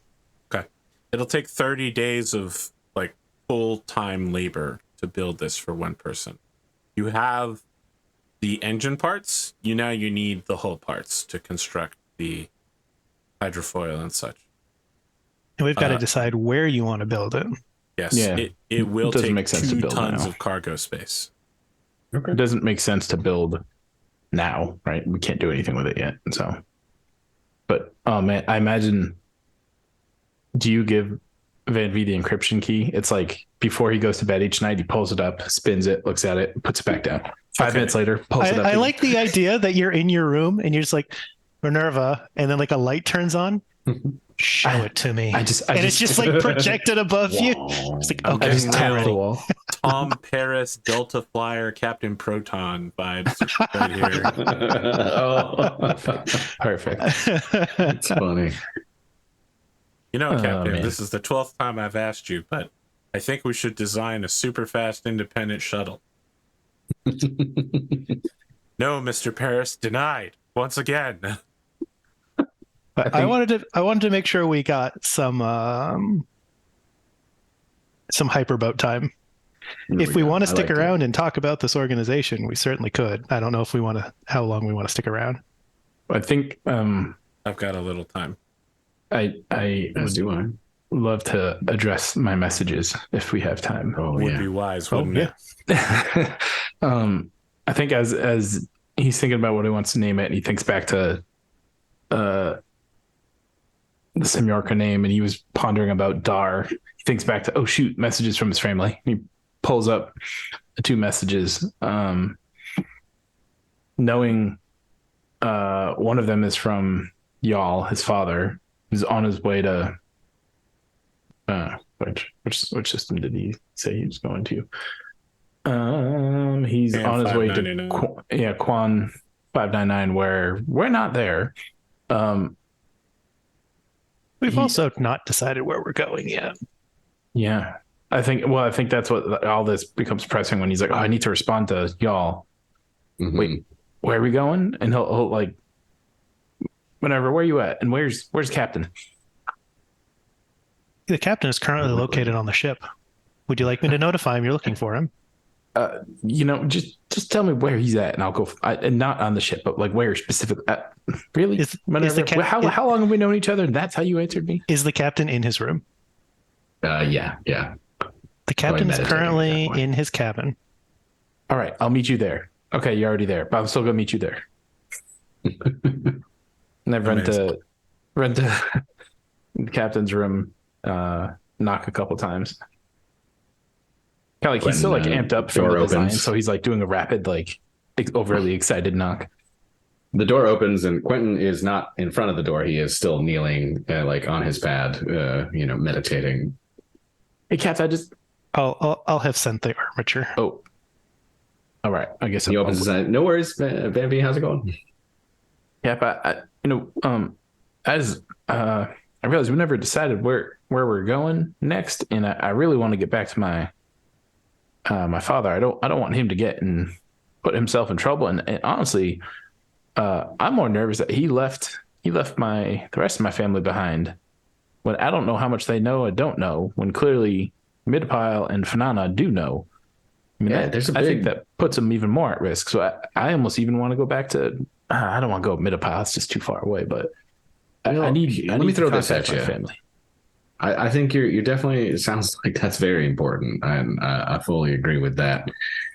But the question is, it sounds like he left already. He's out somewhere. He'd gone to the black hole. We were just at Con 599, but we don't know where he is at this point. We don't know that he knows where we are. Here's my thought. Maybe you shoot a message to him, tell him to meet us here at this station in 2 weeks. Hold on. Wait. I haven't said anything so far, but now it's become incredibly important. In the second message, it indicates that your father hasn't left yet, and it's already been 2 weeks since he got your first message. He hasn't left yet? Well, I assumed because 10 days passed, he has left by now. It says in the message that he got your first message 2 weeks ago, and then your mom sent the message that right. has But the then information. Didn't 15 days pass while we were repairing the ship? So it's been much 2 longer weeks. than that since this message has been dated. Uh-huh. You have no idea if your father's actually managed to leave yet. All you know is that 2 weeks after he got the message, he was not able to yet. Okay. I'm also going to just outrightly tell you that based on general news reports, Con 599 is currently the site of a war. Oh, Jesus. It's not going there. Violence against psychics is currently on the table there. Oh, that's not good. Well, shoot. You did read the news report about the drug war and the Yeah, psychic of course, violence, right? Okay. It did say there was a line about that. Yeah, absolutely. Yeah. So that's a thing. I'm not saying you can't go there. I'm just saying if you go there, there will be blood. Right. Yeah, you outed yourself, and the ship has got a very unique identifier. It wouldn't take much for people to go, "Oh, I think there's a psychic on that ship." Yeah, no, what I was going to say is we send a message to y'all if he had already left and say that, hey, meet us here at the station that we're currently on, Vladimir Komarov station here, and meet us here at some particular time frame, and then we can go maybe hop over to Zana or hit some other thing up that we want to do in the meantime. I'm not so sure, Cap. It's a good idea to send my father, who probably also has a link in his dust, to the quarantine zone. I don't disagree, except that it sure seems like y'all don't have much of a problem getting through. I don't know. We could backtrack though. I would not predict that his father will have the same level of protection that we do. You don't think? It sounds like it's a familial protection, right? When was our last communication with Ferry? Might be worth asking her and Fanana. Oh yeah. Well, probably like a week and a half. We can expect that Midapile will also be attempting to give us a priority handling at quarantine zones. That's what worries me. My family's on Midapile. If they know, like, I don't know, is my dad more important than I realize? How high does this go? I don't believe we have any information to indicate any potential benefit or problem your father may have incurred in this change in status for us with Midapile. That's not a risk I really want to take in sending him to the quarantine zone. I agree. I mean, I know we want to go up to Xana, and I know I want to go up to Scarfy, but I would just ask, is there any business we might be able to do on, I don't know, Lita or in the, Giota Mankira system, just to give him a safer landing spot? We could go to either of those places. At the end of the day, I mean, we'll just keep Minerva on the ship up in orbit. If I mean, who knows? Maybe I can convince him just not to leave and stay put. And that would, honestly, that'd put my mind at ease a lot. But I don't want him coming to try to find me now. Sure. Yeah. I mean, my assumption was that he was already on the way based on, misinterpretations. But if he's not, then that gives us somehow you saw the message from my mom too, and I misunderstood that too. You had stated it out loud. But note, that's the first time he's called her his mom. Oh, there you go. Oh. Yeah.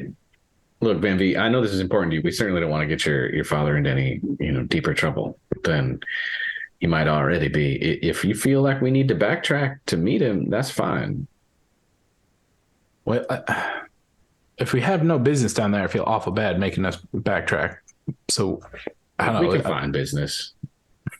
Shoot, we can just pick up some trade goods if we need to, if we want to have an excuse. Some passengers, we don't have no room for passengers, but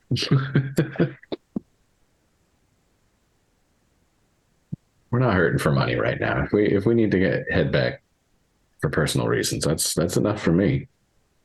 Well, I guess let me just send a message with an urgent courier just to understand if he's left yet or not. If he has left, I don't know what to do. But if I can get him to stop and then promise maybe I'll come back home shortly, perhaps that would work. And then we can finish up our business up here and then make a loop. All right. Yeah.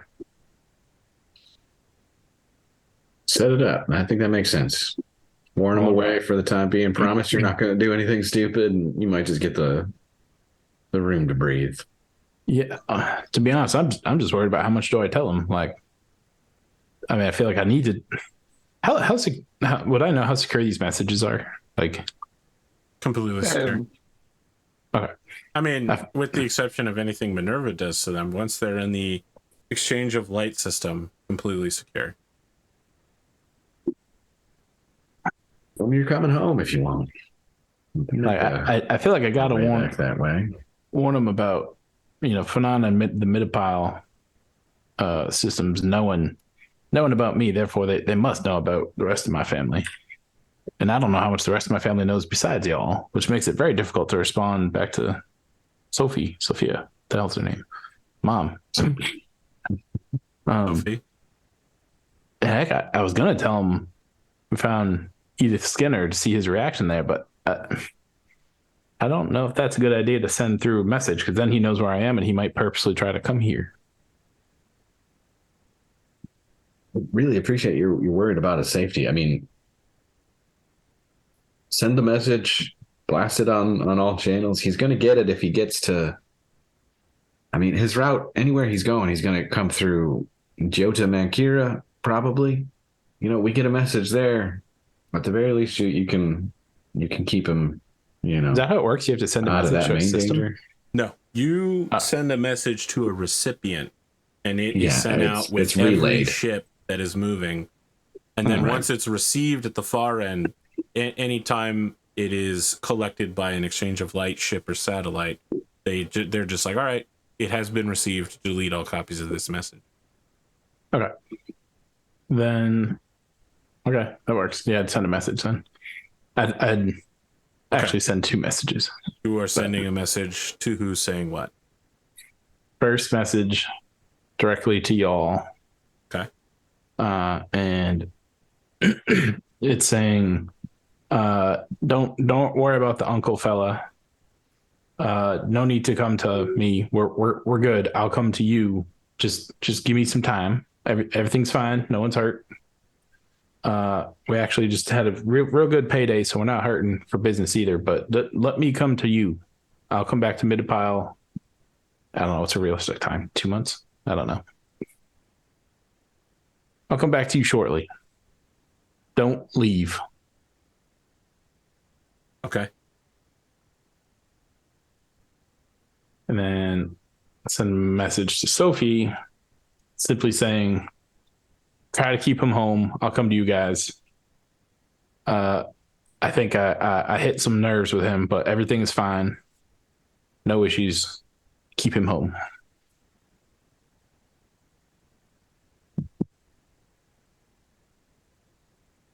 Okay. Oh, I left out the part. Sorry. With y'all, I wanted to also let him know that Banana and Midipile know about me, assuming also family. I feel like that's important to convey.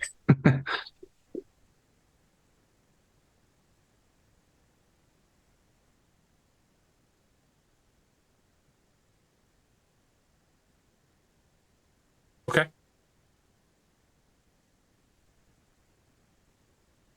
What's next? Well, Do we want to talk about faction stuff? Factionalization. Are you interested in becoming a faction? I'm interested in it. My biggest question is, while we certainly have to inject it with capital to start, what sort of commitment are we looking at in order to continue to feed the beast? Once the organization has started, it will continue on its own based on your decisions. It may gain or lose funds. Okay, so that'll be based on roles and decisions, not on us doing jobs to keep injecting money into it. Correct. You may not need to inject money in it. You may need to inject money in it. It's not clear, in the same way that owning a small business has no assurances in your future. Right. I will say that if you do nothing with it, it will essentially have enough money to continue indefinitely. Okay. So I'm tentatively marking your faction name down as the Order of the Golden Goose. Mm-hmm. Sounds I good. know your stated ChatGPT written goals. Where do you Just so we're consider... clear, I seeded all that. That was human text initially. I just filled in some blanks. Yes, I understand how it works. Where would you say your base of influence is, i.e., which planet are you based off of? That was the biggest question I had. Yeah, that's like the biggest one that I can't have an easy, simple answer to, right? Because we don't spend a lot of time on any one particular planet yet. And we want to keep traveling a lot. Right. We do. So You can ideally, send then messages and have you have at least. Well, I mean, you only have one employee, but that one employee can continue running things remotely administratively. You Right. also have at least one crew member who you could move off the ship or remain on the ship and act as a administrator for the faction to do things that when you're not doing it. Right. That said, you do need a base of influence. It can be a ship, but that's extremely dangerous because it means that the ship is targetable as a faction asset, which means someone can destroy your ship, essentially. Need a grav cannon. And So- and just to be clear, faction assets can be attacked in ways other than physically, right? If you make the Golden Goose a faction asset, you may find that you have gone bankrupt as a ship and that your lease has been bought by someone else, because that's just how assets work. If you can do it. If you make the ship a target, it could be targeted and you could lose everything. You could pick a planet. I mean, Finana obviously chooses their own carrier as its faction headquarters. And it has told you outright that the perimeter agency targets them repeatedly. It is part of the reason they have to eternally remain moving. So we want to pick somewhere where we think things will be reasonably safe as a base of administration. Here are some options. Can you switch it in the future? You can't. So just be clear, a base of influence isn't like a headquarters. You can make new base of influences in different locations and abandon old ones if you feel like this is our starting location, essentially. Yes, this is your starting location. It will act as your faction headquarters, if only because you have no other options. Right. I was more thinking perhaps a ship that is not ready to go yet in the future. Perhaps. Your options right now are in the hulled system, Kos, which is Banana's home system. You could always choose Midipile and Alfred. You could always choose Astapel in the Lama Triad system. That's where what's her face is. It is indeed. Can 599. If you want to get involved in the ruckus there, it's a completely independent system. Nay. Terrifying. Pretty much anywhere is available to you with the amount of money that you have. And Lita in the Peria system. Yeah. That's a rough one, though, because getting to and from Lita is very difficult. Also thinking that if we're going to be starting a competing psychic faction, putting it in their backyard where they can Immediately influence it would be like problematic. Seems rough. Indeed. What about the Calite system, Planet Bad, where the prison workers are? I don't think you have the function. You could go there, but you don't have the functionality to. I just remember there was a planet called Bad, and it had to do with prison. And I was like, well, that's ironic. I remember that. The people are being sent through the other end of a jump gate, and their prison sentence lasts until they rebuilt the jump gate on this side. Fix it. Yeah. I think Van-Vee Midipile is probably the safest bet from my perspective, but I mean the current system you're in and the exchange of light station here also counts. Oh, okay. That was going to be my other. This is like Delaware. This is where many businesses base their faction out of, simply because it's a neutral trading hub. That said, that was going to be my other It has option. no advantages to you whatsoever. It has no negatives, but it has no advantages. Oh, are there like bonuses that we're trying to think about? So Midipile's. I mean, Midipile's far away versus- from you, and you have friendly local government officials to some extent. Right. But let's say you side against Midipile and with Finana in the future, it would be bad to have a base of influence on there. You know what I mean? Factual, for sure. Astopol is the like second most neutral that has like useful technology. We do have a person there, although we have also pissed off local authorities there in terms of the person who is there, right? I forget what the name of that peacekeeping group that they've got that like tries to make it Peacekeeping is a real stretch. I forget what their mission statement was. Basically, don't let anyone else land, as far as I took it. But Yeah, that is the concern. Like, if we set our base of influence there, how would we narratively be dealing with those guys? Because presumably we would be landing. They're not fans. Yeah, the Civil Patrol guys. That's what it is. Yeah, I've got it. Let's just make it on Scarfy. Who are not terribly impressed with us. So that's true. Well, yeah, I think that kind of, to me, brings it back to the station we are currently on as a, least painful option. Although Midipile still feels pretty solid as an option to me. MINERVA likes the idea of Midipile. Okay. If MINERVA expresses that, I mean, we could lean that way. The station is a neutral station, but how, for one, how much capability can we push through the station? And two, how likely do we think that their neutrality will continue to be honored by other factions? I mean, the Exchange of Light has been a completely neutral faction for the better part of 1,000 years. Well, I'm not worried about them historical choosing precedent. sides. I mean, nothing lasts forever, right?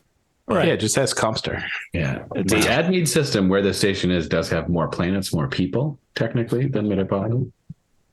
If that makes a difference. It does, really? There's 3 planets. Yeah. Calamedes that you were on, Calanam, where you were hired from, and the planet in. And my other question is our decisions and the people that we can influence limited to the area that we put it in? Well, yes. That's a good question. Your ability to interact with other factions requires you to have physical access to the system they're located in. Interesting. So we would need to deal with the Civil Patrol guys at some point. If you locate yourself on Astapel, you will be available to interact with factions available in the Lama Triad system, which not only includes Astapel, but Diana Ayale, which is where Ania Wazim is from. Right. Pirates right next door. And the planet where she's from, that's where, all the people trying to get onto the surface of a different planet to get basic care. They didn't just come from there. They came from they came from all across the sector, but yes, directly from Diana Ayale, they launched their chemical rockets. So but could we base it there? You want to base it off of Diana Ayale? Diana Ayale, interesting. And then, just to be clear, though, you'll still be, because you're in the same system. I'm looking at it in terms of dealing with the Civil Patrol guys. Mm-hmm. If you're in the same system as the Civil Patrol guys, you can interact with each other. Yes. Right. Yeah, they have ships that can travel within system. Yeah, for sure. They do have that. I mean, they chased us out of the atmosphere. Their whole deal is that they're the only people on the planet that have spaceships. Right. But it doesn't put us in it doesn't put us in an immediate confrontation. Well, because we won't be trying to land stuff on the faction was a immediate confrontation with them. Yeah, exactly. I think it does put us in immediate confrontation with them. So I kind of feel like that's antithetical. To me, it's between Midipile and the station we are currently on. So do we want to wait for that planet until we can project enough force to tell them it's happening? Which planet? Sorry. He's saying build up the forces to take Astapel. Oh, to take Astapel. Well, not invade and take custody of it, but government. Right, get a base of power there. The Civil Patrol Service. Right. Or at least be able to have enough force that we tell them we're landing and they realize it's not, it. Well, the way I look at it, that could be one of our first us. actions is to essentially reinforce what's her face, the lady there. I can't remember off the top of my head her name. Reinforce her with like more assets and more supplies. That could definitely be one of our first actions. Yeah. But we would have to be in that system to do that. Is that your faction would have to be in that system. You do not need to be present. Well, yeah. I mean, that would be a thing we could try to do, certainly. From within the station, that's a different story. We'd have to try to get a center of power somewhere else as like an action. Making new centers of power is an action, yes. Opening new base of influences. Okay, so I mean, yeah, that's a question. We could try to essentially long play that just a little bit to have a safe place to start, or we can jump into the thick of it and try to essentially push back from that perspective right away. Midapile is an entirely different thing where we can try to start to like lobby their government for more things, or I don't know. I mean, that's where we try to engage with people like Van-Vee's family and try to see if we can get actions to secure funding from other people. Yeah. So both of those are good. I think Midapile makes sense to my family connections. We just got to make sure we don't put ourselves in deep enough with the phenomena that Midapile sees us as an enemy. Otherwise, that's doomed. That's true. Yeah, I mean, if we, they certainly would have an easy time wiping us off the planet. It would seem, if they wanted to. I don't think we have any intention of upsetting Midapile now, do we? Certainly not. On purpose. We're not trying to do that, although we're pretty good at it on accident. So, well, if we have to cast our vote, I'm throwing in Midapile. Midapile. I think that gives us a vote for all three of our options at this stage. Okay. Your headquarters and first base of influence is Midapile? Oh, Okay. sorry. Oh, yeah. I think all three of us were saying a different place initially, which is I was saying the station we're on. I'm voting. I like the idea of picking a safe place to start and then pushing our influence out. So I will also vote for Midapile. Okay, Midapile it is. Okay.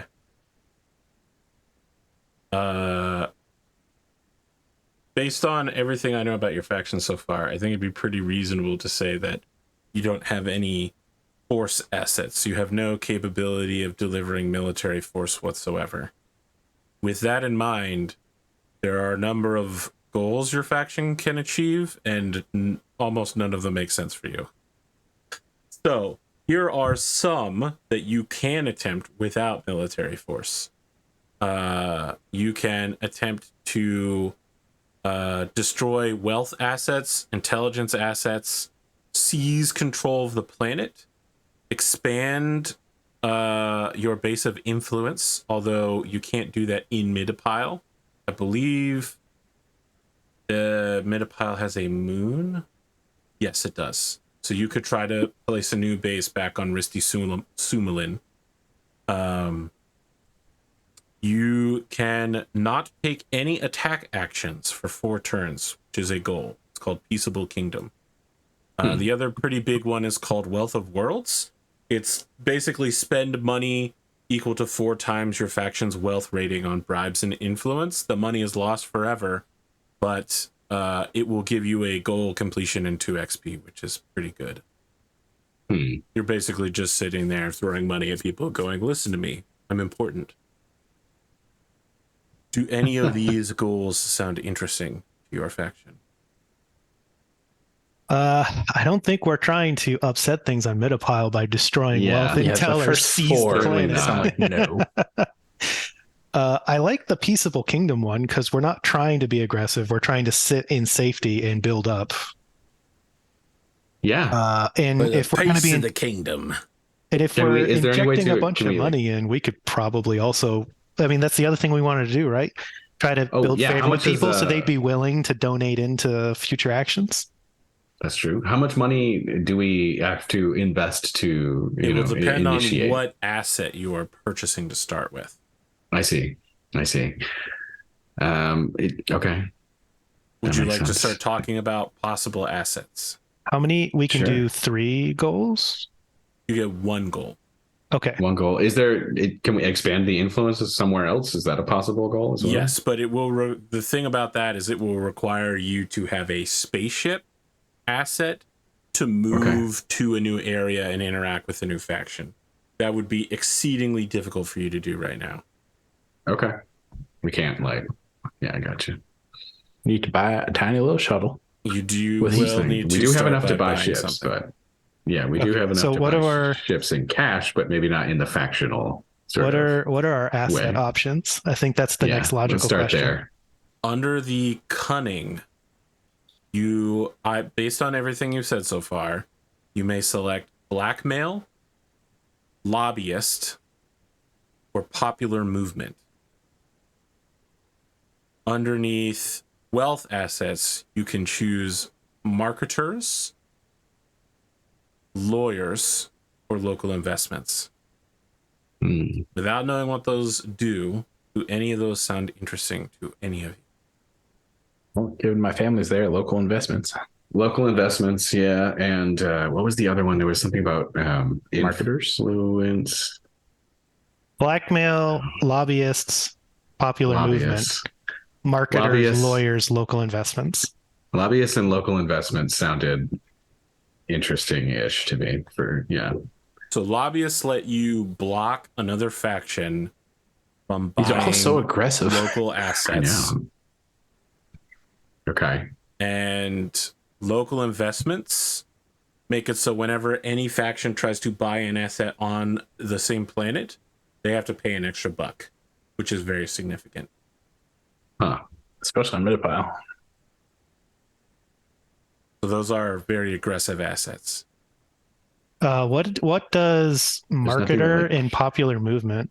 So Yeah, marketers confuse other people. You can make attack test your cunning versus their wealth against a rival asset. If successful, the target faction must pay half of the asset's cost, rounded down, or it becomes disabled until the price is paid.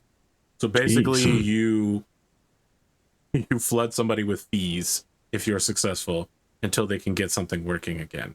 I would have You thought wanna- that was lawyers. Lawyers is different. You want to know about popular movement? Yeah. A planet-wide surge of enthusiasm for a cause controlled by a faction. This support pervades all level of the government. The government will always grant any asset purchase or movement requests made by the faction. So that means you can buy military assets and ships on Midipile, which you can't normally do without the planetary government tag. That That seems sounds pretty good. really That's- helpful. Yeah. That's a good one. That seems like the way to go. Yeah, so you can basically buy like capital fleets now. Not that you can afford them, but Right. they'll let you get away with it. Getting a ship to expand our influence outside of Midipile is I think the like short-termish goal. So let's go with that to be able Also, to just narratively speaking, I think that's, Yeah. in order for Totally. us to try to like Build have a support. really good popular image and agreed. for our beginning to do this. Yeah, we So need a that is ship a- with guns. That is a cunning asset. Just to be clear. Based How on many- that, How many different categories or attributes are there, like cunning? cunning, force, and wealth. Okay. So I mean, force assets are almost always a military Military. force. Yes. Gotcha. So cunning assets are like cyber ninjas or covert transport network or transport Smugglers. lockdown. Smugglers is an option. And Nice. wealth assets are basically just throwing your money at people. Gotcha. They're So we very- can be like Robin very Hood interesting. and just keep delivering stuff to the people that need it. Smuggling. Yeah. But I like the idea of popular movement, both narratively Yeah. and functionally. I think it works. It makes a lot of sense. It's a good, narratively, it makes sense to start with trying to build support, right? So let's do it. So Okay. 3 for our- 3. for Your our goal. goal, do we want peaceable kingdom or spend loads of cash for influence? Will we ever Um, have as much cash as we do now? Yeah. I mean, is the money's going to come out of our, pockets as far as that goes. So unless you've got something else you want to spend it on, I'm fine with that. So based on popular movement, I'm going to charge you. What's its cost here?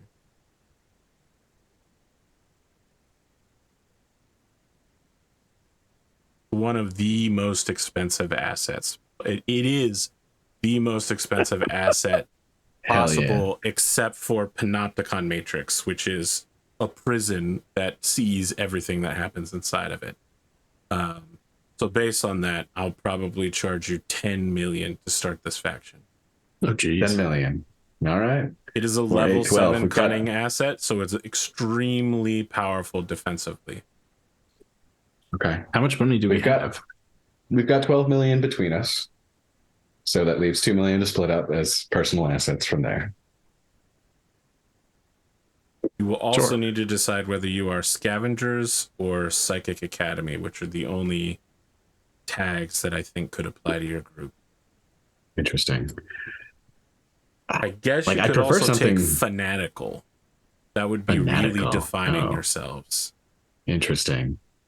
There's nothing around like because I was thinking if there was Humanitarian-ish. like something like being a humanitarian organization. Okay. Academy, I guess I'm slightly more, but like, what was the specifically they call it? Scavengers? Like Scavengers. So Scavengers is whenever you destroy a faction Oh, or geez. has one of your own factions destroyed, you gain 1 faction credit. Oh, interesting. So whenever you destroy something or whenever one of your things is destroyed, you scavenge it. Okay. What does the psionic one give us? You are qualified to mentor trained psychics. That seems That's- like a real that's big just deal for what you want to do. You can Yeah. also force a rival faction to re-roll any D10 whether or not you're involved in the roll. I think that's pretty good. Yeah, that sounds great. I didn't realize this just to be faction thing was so if combative. If you take Psychic Academy, you do open yourself up immediately to all of the factions that want to stop psychic growth. So Good thing we can buy military very ships. powerful tag, but just know that it also makes you a target. That said, it's Yeah, also I feel part like- of the Golden Goose's mission statement is Yeah, It is. feels narratively like, and so that's if we choose it. Is that becomes super public knowledge, or can we, run it like narratively as a humanitarian it group? will be public knowledge that you are. I mean, it's part of your mission statement. It's not easy to hide. Are you ready? It's the opposite of hiding, is openly telling people exactly what you're doing. Remind me again, was Midapile, they have a reference? I remember they scanned for psychics. Yeah, I mean, they're friendly. They're ish. They're willing to use them, but they don't take them up to the highest level, right? Like of the government. Midapile does not allow psychics near the royal princess and generally does not use them in government services. But private citizens are allowed to retain their services, and citizens of Midapile can be psychics. It's not like they're like, get off our planet. Okay, so not great, but not terrible. Just middle of the road. I mean, it's just that, putting a mind reader next to the most powerful people on the planet is a real big problem. Right. So just to be clear, they do maintain like a small group of counter psionics to make sure that psionics aren't getting near the highest level government officials, right? Like they have essentially government trained or government brainwashed super patriots that will block people from doing what you could do, which is read their minds or predict their futures or change their fates considerably. It'll probably cause a kerfuffle with your family, but that is kind of a big part of our mission statement. Yeah, I mean, it's going to happen eventually. I think. Why not? No. I mean, taking this means that you can buy psychic assets, which is a pretty big deal. Yeah, I think it's worth it. And eventually, something of this nature would happen anyway. So, Right. So you are now the only faction capable of buying psychic assassins in the whole universe. Because you both have the capability to buy military assets and have the Psionic Academy tag, which no GG other strat. government does. That's terrifying for everyone else. And now we are target number GG, one. everyone else. Golden Goose. Surprisingly, they're not that expensive either. wow. Psionic assassins. Yeah, I mean, it's Yeah, not we'll like take they a can dozen. take a spaceship, but combat-trained psychics equipped with advanced pretext stealth gear and sci-tech weaponry. They start stealth. Interesting, which means that other factions can't see them and they can attack without being revealed as long as they continue to maintain their stealth. Insane. Well, I mean- it's good to know that other people can't buy those. Yeah, very good to know. I don't think we're interested in buying those, at least not right now. Things have to get we're pretty not trying to go on dire. the warpath, right? No, we're not. Did we decide on if we're going to spend all of our money or be peaceful? Yeah, Wealth of Worlds or Peaceable Kingdom. So Peaceable Kingdom requires that we take no offensive action, military You action don't, for 4 you turns. as a faction do not take the attack action for 4 turns. Okay. And technically, your popular movement can attack offensively. Well, I don't know that we have extra money to throw around in terms of the Wealth of Worlds. Like, that's our personal money that we would have to reinvest, right? No, Wealth of Worlds will be your faction will generate its own amount of money. Okay. That said, because you're choosing a cunning asset rather than a wealth asset, probably your ability to generate money will not be very high. Okay. Yeah, we might want to start with Peaceable then Kingdom so we peaceful don't it bankrupt is. ourselves. I like it. We have high defense. We don't need to attack. Done. Well, it's Peaceable Kingdom. Now, a turn is 1 month, and this faction is being formed in the month of April. So I will ask for faction orders starting in May. Oh my God, I'm so bad with months. I have to start at the beginning to do the song. All right. You've got a faction now. The Order of the Golden Goose. Glorious. Is Ania Wizem essentially running this, like in the background? Oh, The day-to-day manager. I feel like Quentin would talk to Dr. Fish about that. Okay. Not knowing anything else about, Ania's background. Dr. Fish is quite the administrator. Hey. Dr. Fish would be more than happy to have something to do, especially if it involves making sure people get life-saving medical equipment. The psychic parts, all the rest of that stuff, she's not opposed to it, but she's also not like pro-psychic in any way. She's not Sure. like, we should have more psychics. She, on her planet, people who are psychic never get found out that they're psychic. They die young from their brains being burned out. You know what I mean? Yeah, So, and that's what Quentin talks to her about too. He sits down and has that conversation, says that that's something he wants to, stop. So she doesn't have strong feelings about the psychic part, but she definitely feels that serving as a adjutant or like a day-to-day operations officer to make sure that assets and money and respect heads toward Midapile and starts spreading a popular movement to try to get people locally to invest in the idea of, Midapile is on the way up in terms of technology. They could change the lives of everyone in the sector if they just gave. She's in if you want to have her. Perfect. Yeah. And as we've learned, she is a very good administrator. So Yeah, she's really good. we are asking her to take on an admin role. So very much so where we want her there. For my knowledge, what is your plan going forward? Where is the ship headed next? Should we go drop her off? Go see my family? Everything in one swoop? She can run the faction from this ship. Oh, It really? doesn't need to be dropped off there. Yes.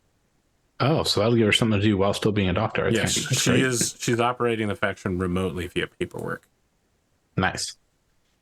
My vote is Zana, unless we've got something else to do, and then head back towards Midapile.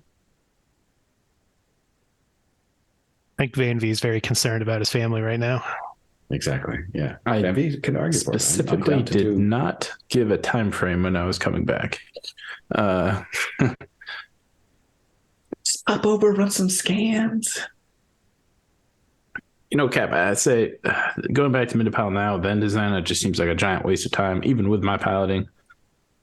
Hopefully my messages get through. Everyone just stays put, and we can run up to Zana, hopefully get a message back from my family, see what's going on, and go from there. Because honestly, I still want to go to Scarfy personally. I hate getting so close to all these things and not being able to follow through. I guess I got to rely on my urgent messages that was sent. Have a little faith. I think it's going to work out. And Scarfy's coming. I can feel it. All right. So at the start of the next episode, we're talking about a jump to 0300. It did. Yes. Where And- hopefully we will get Iona to help out with solving weird riddles. That's right. I know we're well past time, but we had talked in the chat a bit about making any changes to the goose. Did we want to do that Oh yeah. at all, or should we just keep doing that offline?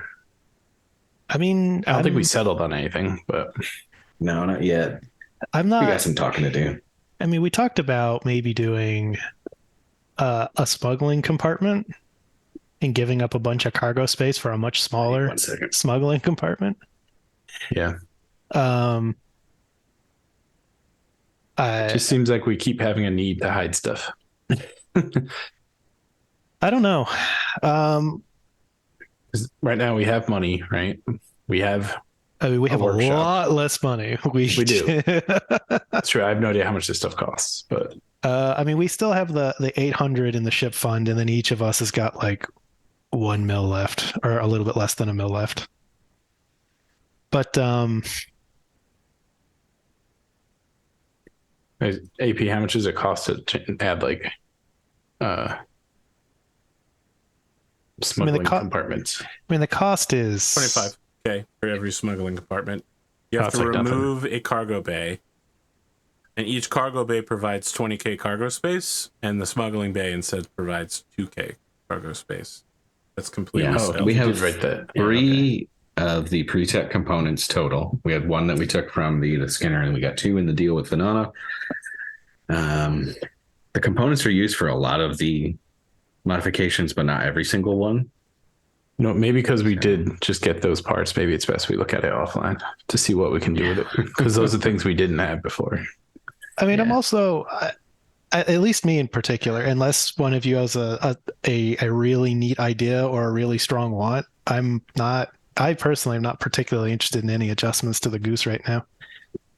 I don't think we have anything that's like a pressing specific need. So yeah, we can Not pressing. It's just we haven't had the money or the facilities to do so. There's some but fun we've ones. talked There's about some it. ones that just like, I think for like 50K, we can give it a speed boost button in combat to get like +2 speed, which is pretty sweet. Some stuff like that. Like, yeah, I think there's a couple that we could toss on there. Considering just we for have fun no of it, but- real weapons to speak of, running away is Exactly.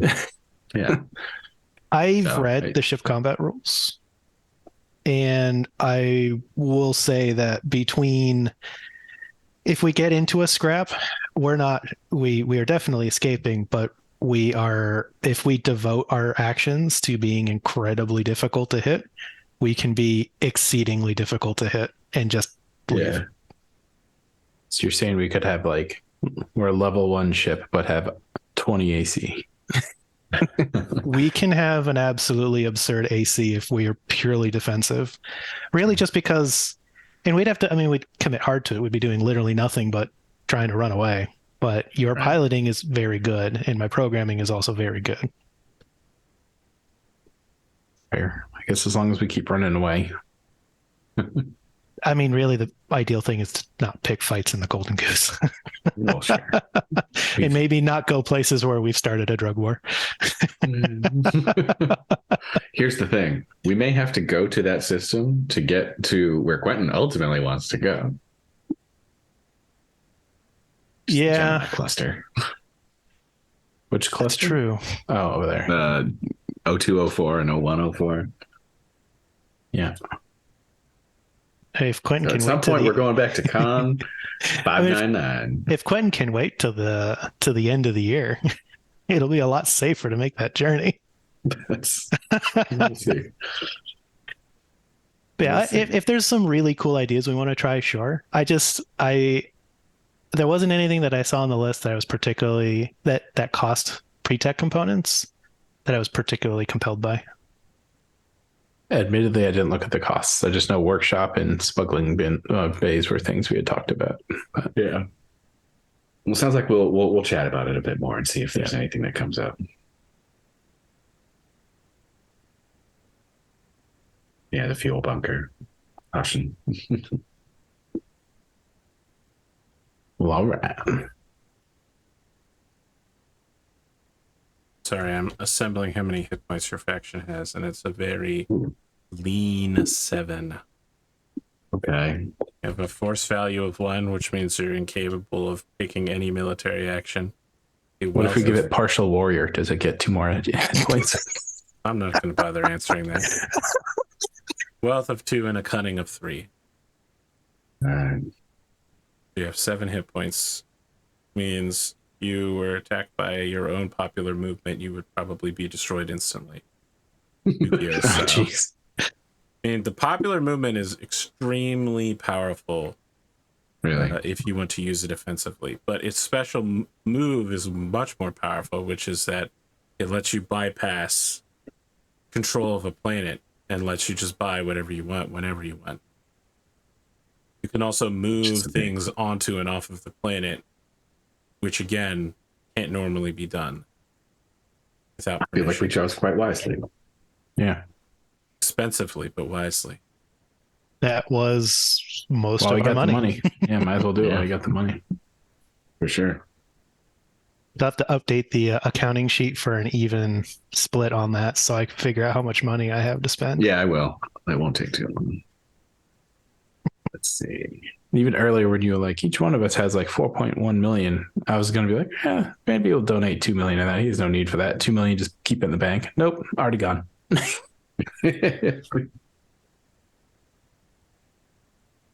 I mean, I Well- think we'll each have like 900K, I think.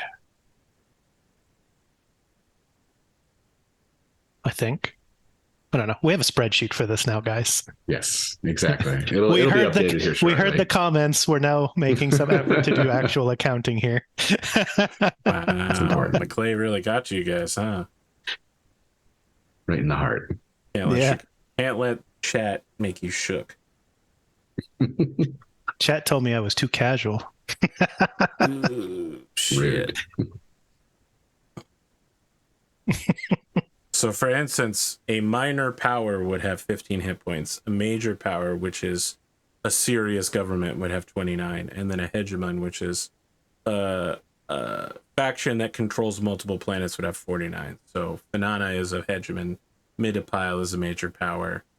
A minor power would be something like Astapel, and you're half of an Astapel. Okay. You know, I I actually mean, that think feels appropriate given that we just came into existence. being a 7th of Finana sounds good. Yeah. I'll take that. Yeah, listen. Your popular movement's pretty powerful, but a carrier strike group in orbit is going to make very short work of a popular movement. That is true. This is And fair. the planet. Hey, Smoke Jaguar. Fortunately for you, the planet is also defended by the actual military of Midipile, who will probably not let that particular action happen. All right, Okay. Kirita. Do we want to talk about experience points? We did Yeah. pick a safe place to start, as long as we The don't spreadsheet muck is things up with updated Metapile. with Yeah, I was our going to say, money. right up until you go to war with Midipile over something. Like, I don't know, some kerfuffle over quarantine zone problems, or if they ever found out you sold their biggest rival stealth armor that could be used to launch a secret attack on Midipile, and maybe does get used to launch a secret attack on Midipile. Who knows? You know, there's a lot of eggs Anything's being possible. juggled right now. Listen, we're just going to say it was all Brett Carthage's idea. He asked for you to put some respect on his name. You've forgotten about him twice now, and now you wanna dunk on him? He did his job, and he did it well. I'm pretty sure the first time I did I pass sent- his name along. I did send you the message that I wrote back. I didn't repass it along. Yes. I'm 90% sure I mentioned him the first time, but maybe not. I don't think did, you but mentioned it him was at all. like Your family. Really, it was super dismissive. You were like, there was a guy, his name was Brett Carthage. It wasn't like, man, Brett Carthage was really looking out for the family. What a great guy. All right. All right. Give Van-Vee in a hyperboat race. Take 1 experience point. Minerva, your long-term goal has been... I wouldn't say it's been completed. I'll give you 1 point towards it. Okay, You specifically said multi-system organization, so I did. Yes. I'll give you 1 point towards quarantine inspection. Van-Vee, I'll give you 1 point towards find your mother because you tried to push people towards Scarfy. And 1 point for convince the crew to go to Scarfy. All right. Quentin, I'll give you 1 for each of yours as well. I wouldn't say you tried to find the high-tech Psionic Academy, but you are following the lead to Jana, so I will give you that point. And I don't think you could better define the Order of the Golden Goose than to create a new faction based on it. It works. You're going to solve your long-term goal just by creating our own Psionic Academy. That's true. I found the second one. I made it. It's here in my heart. It's my precious. Minerva. Look at this. Minerva level. You're as bad as I am at rolling health. Yeah. What I is got that? I That's got your 1 health? hit point. I'm up to 26 now. Mine's at 21. So you're Yeah. very really terrible. hurts. Well, partial warrior for the win. I guess. What's this air? You are Arrogant son of a literally our bitch. shield. I have Alright, 57 HP and I'm level 7. I now have rank 4 in program. Ooh, This guy. getting to rank 4, that's a big deal. Yeah. Can you take that yet? I'm level 8. Is it 8 that you're first allowed to? I believe so, yeah.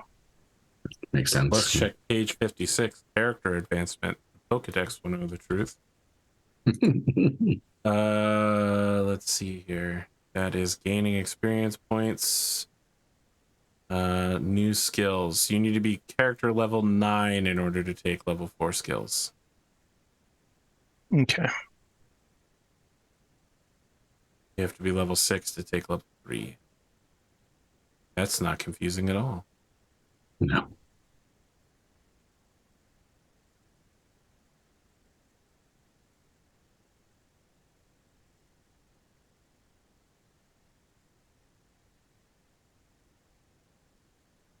Well, friends, any closing thoughts before we wrap this one up? Congratulations on your new faction. It's now huddling alone on a planet, desperately trying to stay warm and keep the lights on. Like how we created the It's fast. faction after I sent the message to my family. Totally could have been like, Sophie, by the way, new friend. No, do that next That's time. true. I don't know how much you want your parents involved in the popular movement. I think more as an awareness thing. Like, Just to be clear, the Vostros are their own faction. yeah, but I mean, They it's not like they're may gonna- they may end up buying your faction. They may So end we up get- attacking you with wealth assets to buy your asset from you. Mm-hmm. If they buy us, does that mean we get paid? So it'd be like my parents just paid me. Kind of, but also your faction could be obliterated by them. I think there's at more least- than, just be clear, there's more than one faction of Midapile. I mean, Yeah. Midapile is rife with, I mean, Carlos Sinistra lives there. That makes sense, yeah. It's that base of a criminal organization. That's right. Uh, Carlos is right there. Yeah, I mean, you guys are like, Midapile, it'll be easy. And I'm like, well, I mean, there are places that are harder, technically, I guess. I wanted the station. I was up for it. I didn't like it wasn't until you kept reading all the things factions can do that I was like, every single one of these is aggressive. Like there's not a whole That's lot true. of like network, make friends, and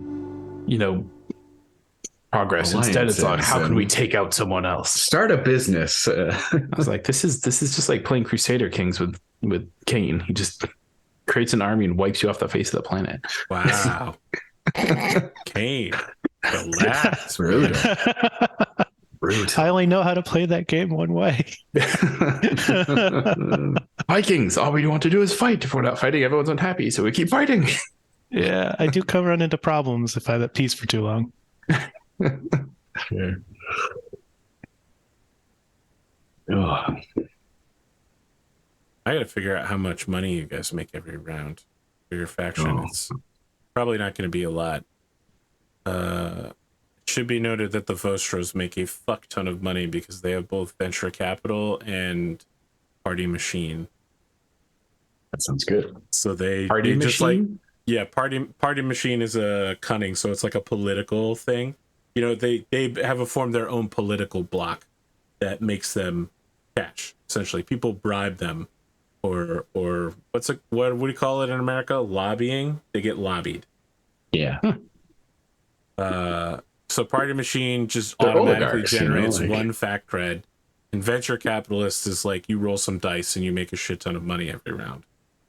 That's pretty good. I mean, it shouldn't be surprising to anybody here that the Vostros, not heavy on military assets, definitely big on the money. Yeah, that makes sense. just big time. More love the name Party Machine. Yeah. It's different than what you think. It's Yeah, like I think everything about apparatus. factions The is. apparatus of the party. Yes. Yeah. Thank you for the Twitch Prime sub, Trippy108. Twitch Prime. What an incredible invention. Thought it was called Twitch Gaming now, but I guess we're back to Prime. I don't know. I'm not down with how Twitch changes everything every 5 seconds. We're not good next week. I think next Monday we're Correct. out. Yes, we're out next Monday, and then in 2 weeks we'll be back to go to Jana and maybe learn a little bit more about this faction at the same time in a sort of aside. Now I'm just imagining Dunamis believes that Party Machine is like a dude with a guitar Jukebox. doing Beastie Boys songs with Give me like some strobe lights. a cut Listen, in half y'all, this is sabotage. watermelon filled with different alcohols together and Nice, like a nice. red Jungle solo juice. cup Yeah. for you to put $5 in so that you can get your own cup to dunk I in like it. there. Yeah, that's not what a party machine is. Although people who work at a party machine go to those kinds of parties. There you go. So there's a correlation. It's working. I didn't read this section of the book, if you can't tell. The bros. I mean, party machine is a real politique term. It's a real thing that exists in real life. Not Mm. you can Google it. It exists. Real politics. What is Party Machine? I mean, it's an apparatus that supports a candidate. Listen, when you are looking at it, maybe not nowadays, because now elections take 4 years or longer.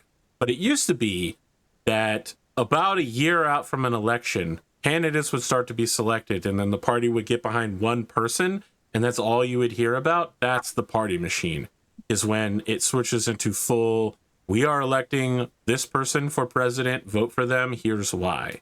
That's what a party machine is raising donations. All right.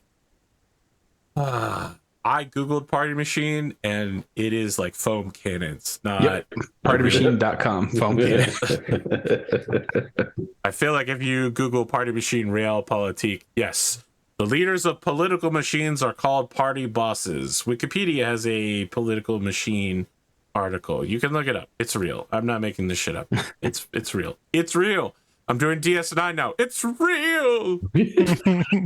Avery Brooks, incredible. All right. Beautiful. Closing thoughts before we end this episode.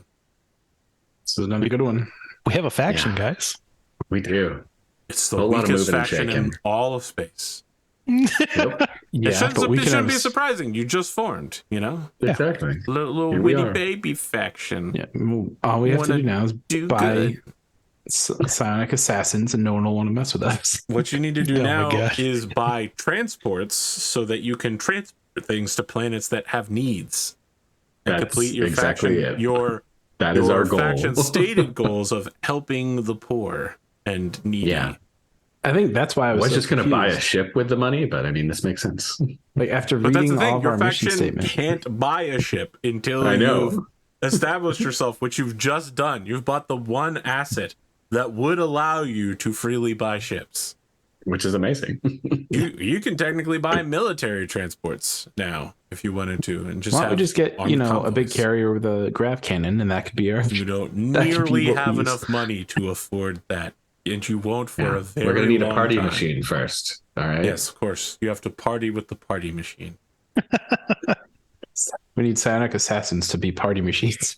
You gotta let this obsession with psionic assassins go, man. I don't want us to open that can of worms. It's fascinating because psionic assassins are a boogeyman in this sector. It's like a political, like, ooh, psionic They'll get assassins you. are real. Yeah.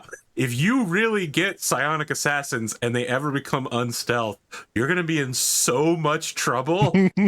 It's like, People are gonna fine. go, it's real! It's real! I'm Avery Brooksing again. It's in my mind and it's real. River, is that you? What's that? The stream's ending? Oh my gosh, look at that ending stream. Incredible. Thanks so much for joining us live, guys. Even if you aren't live, make sure you click on the Discord link in the description section of this video and come talk to us. We've got a lot going on. We've got a faction now. And maybe we need some ideas of special events that Patreon can vote on to have bad things. Sorry, what I meant to have it say is unusual things happen to the crew. Or just destinations, like where should we send the first psionic assassin? Okay. We're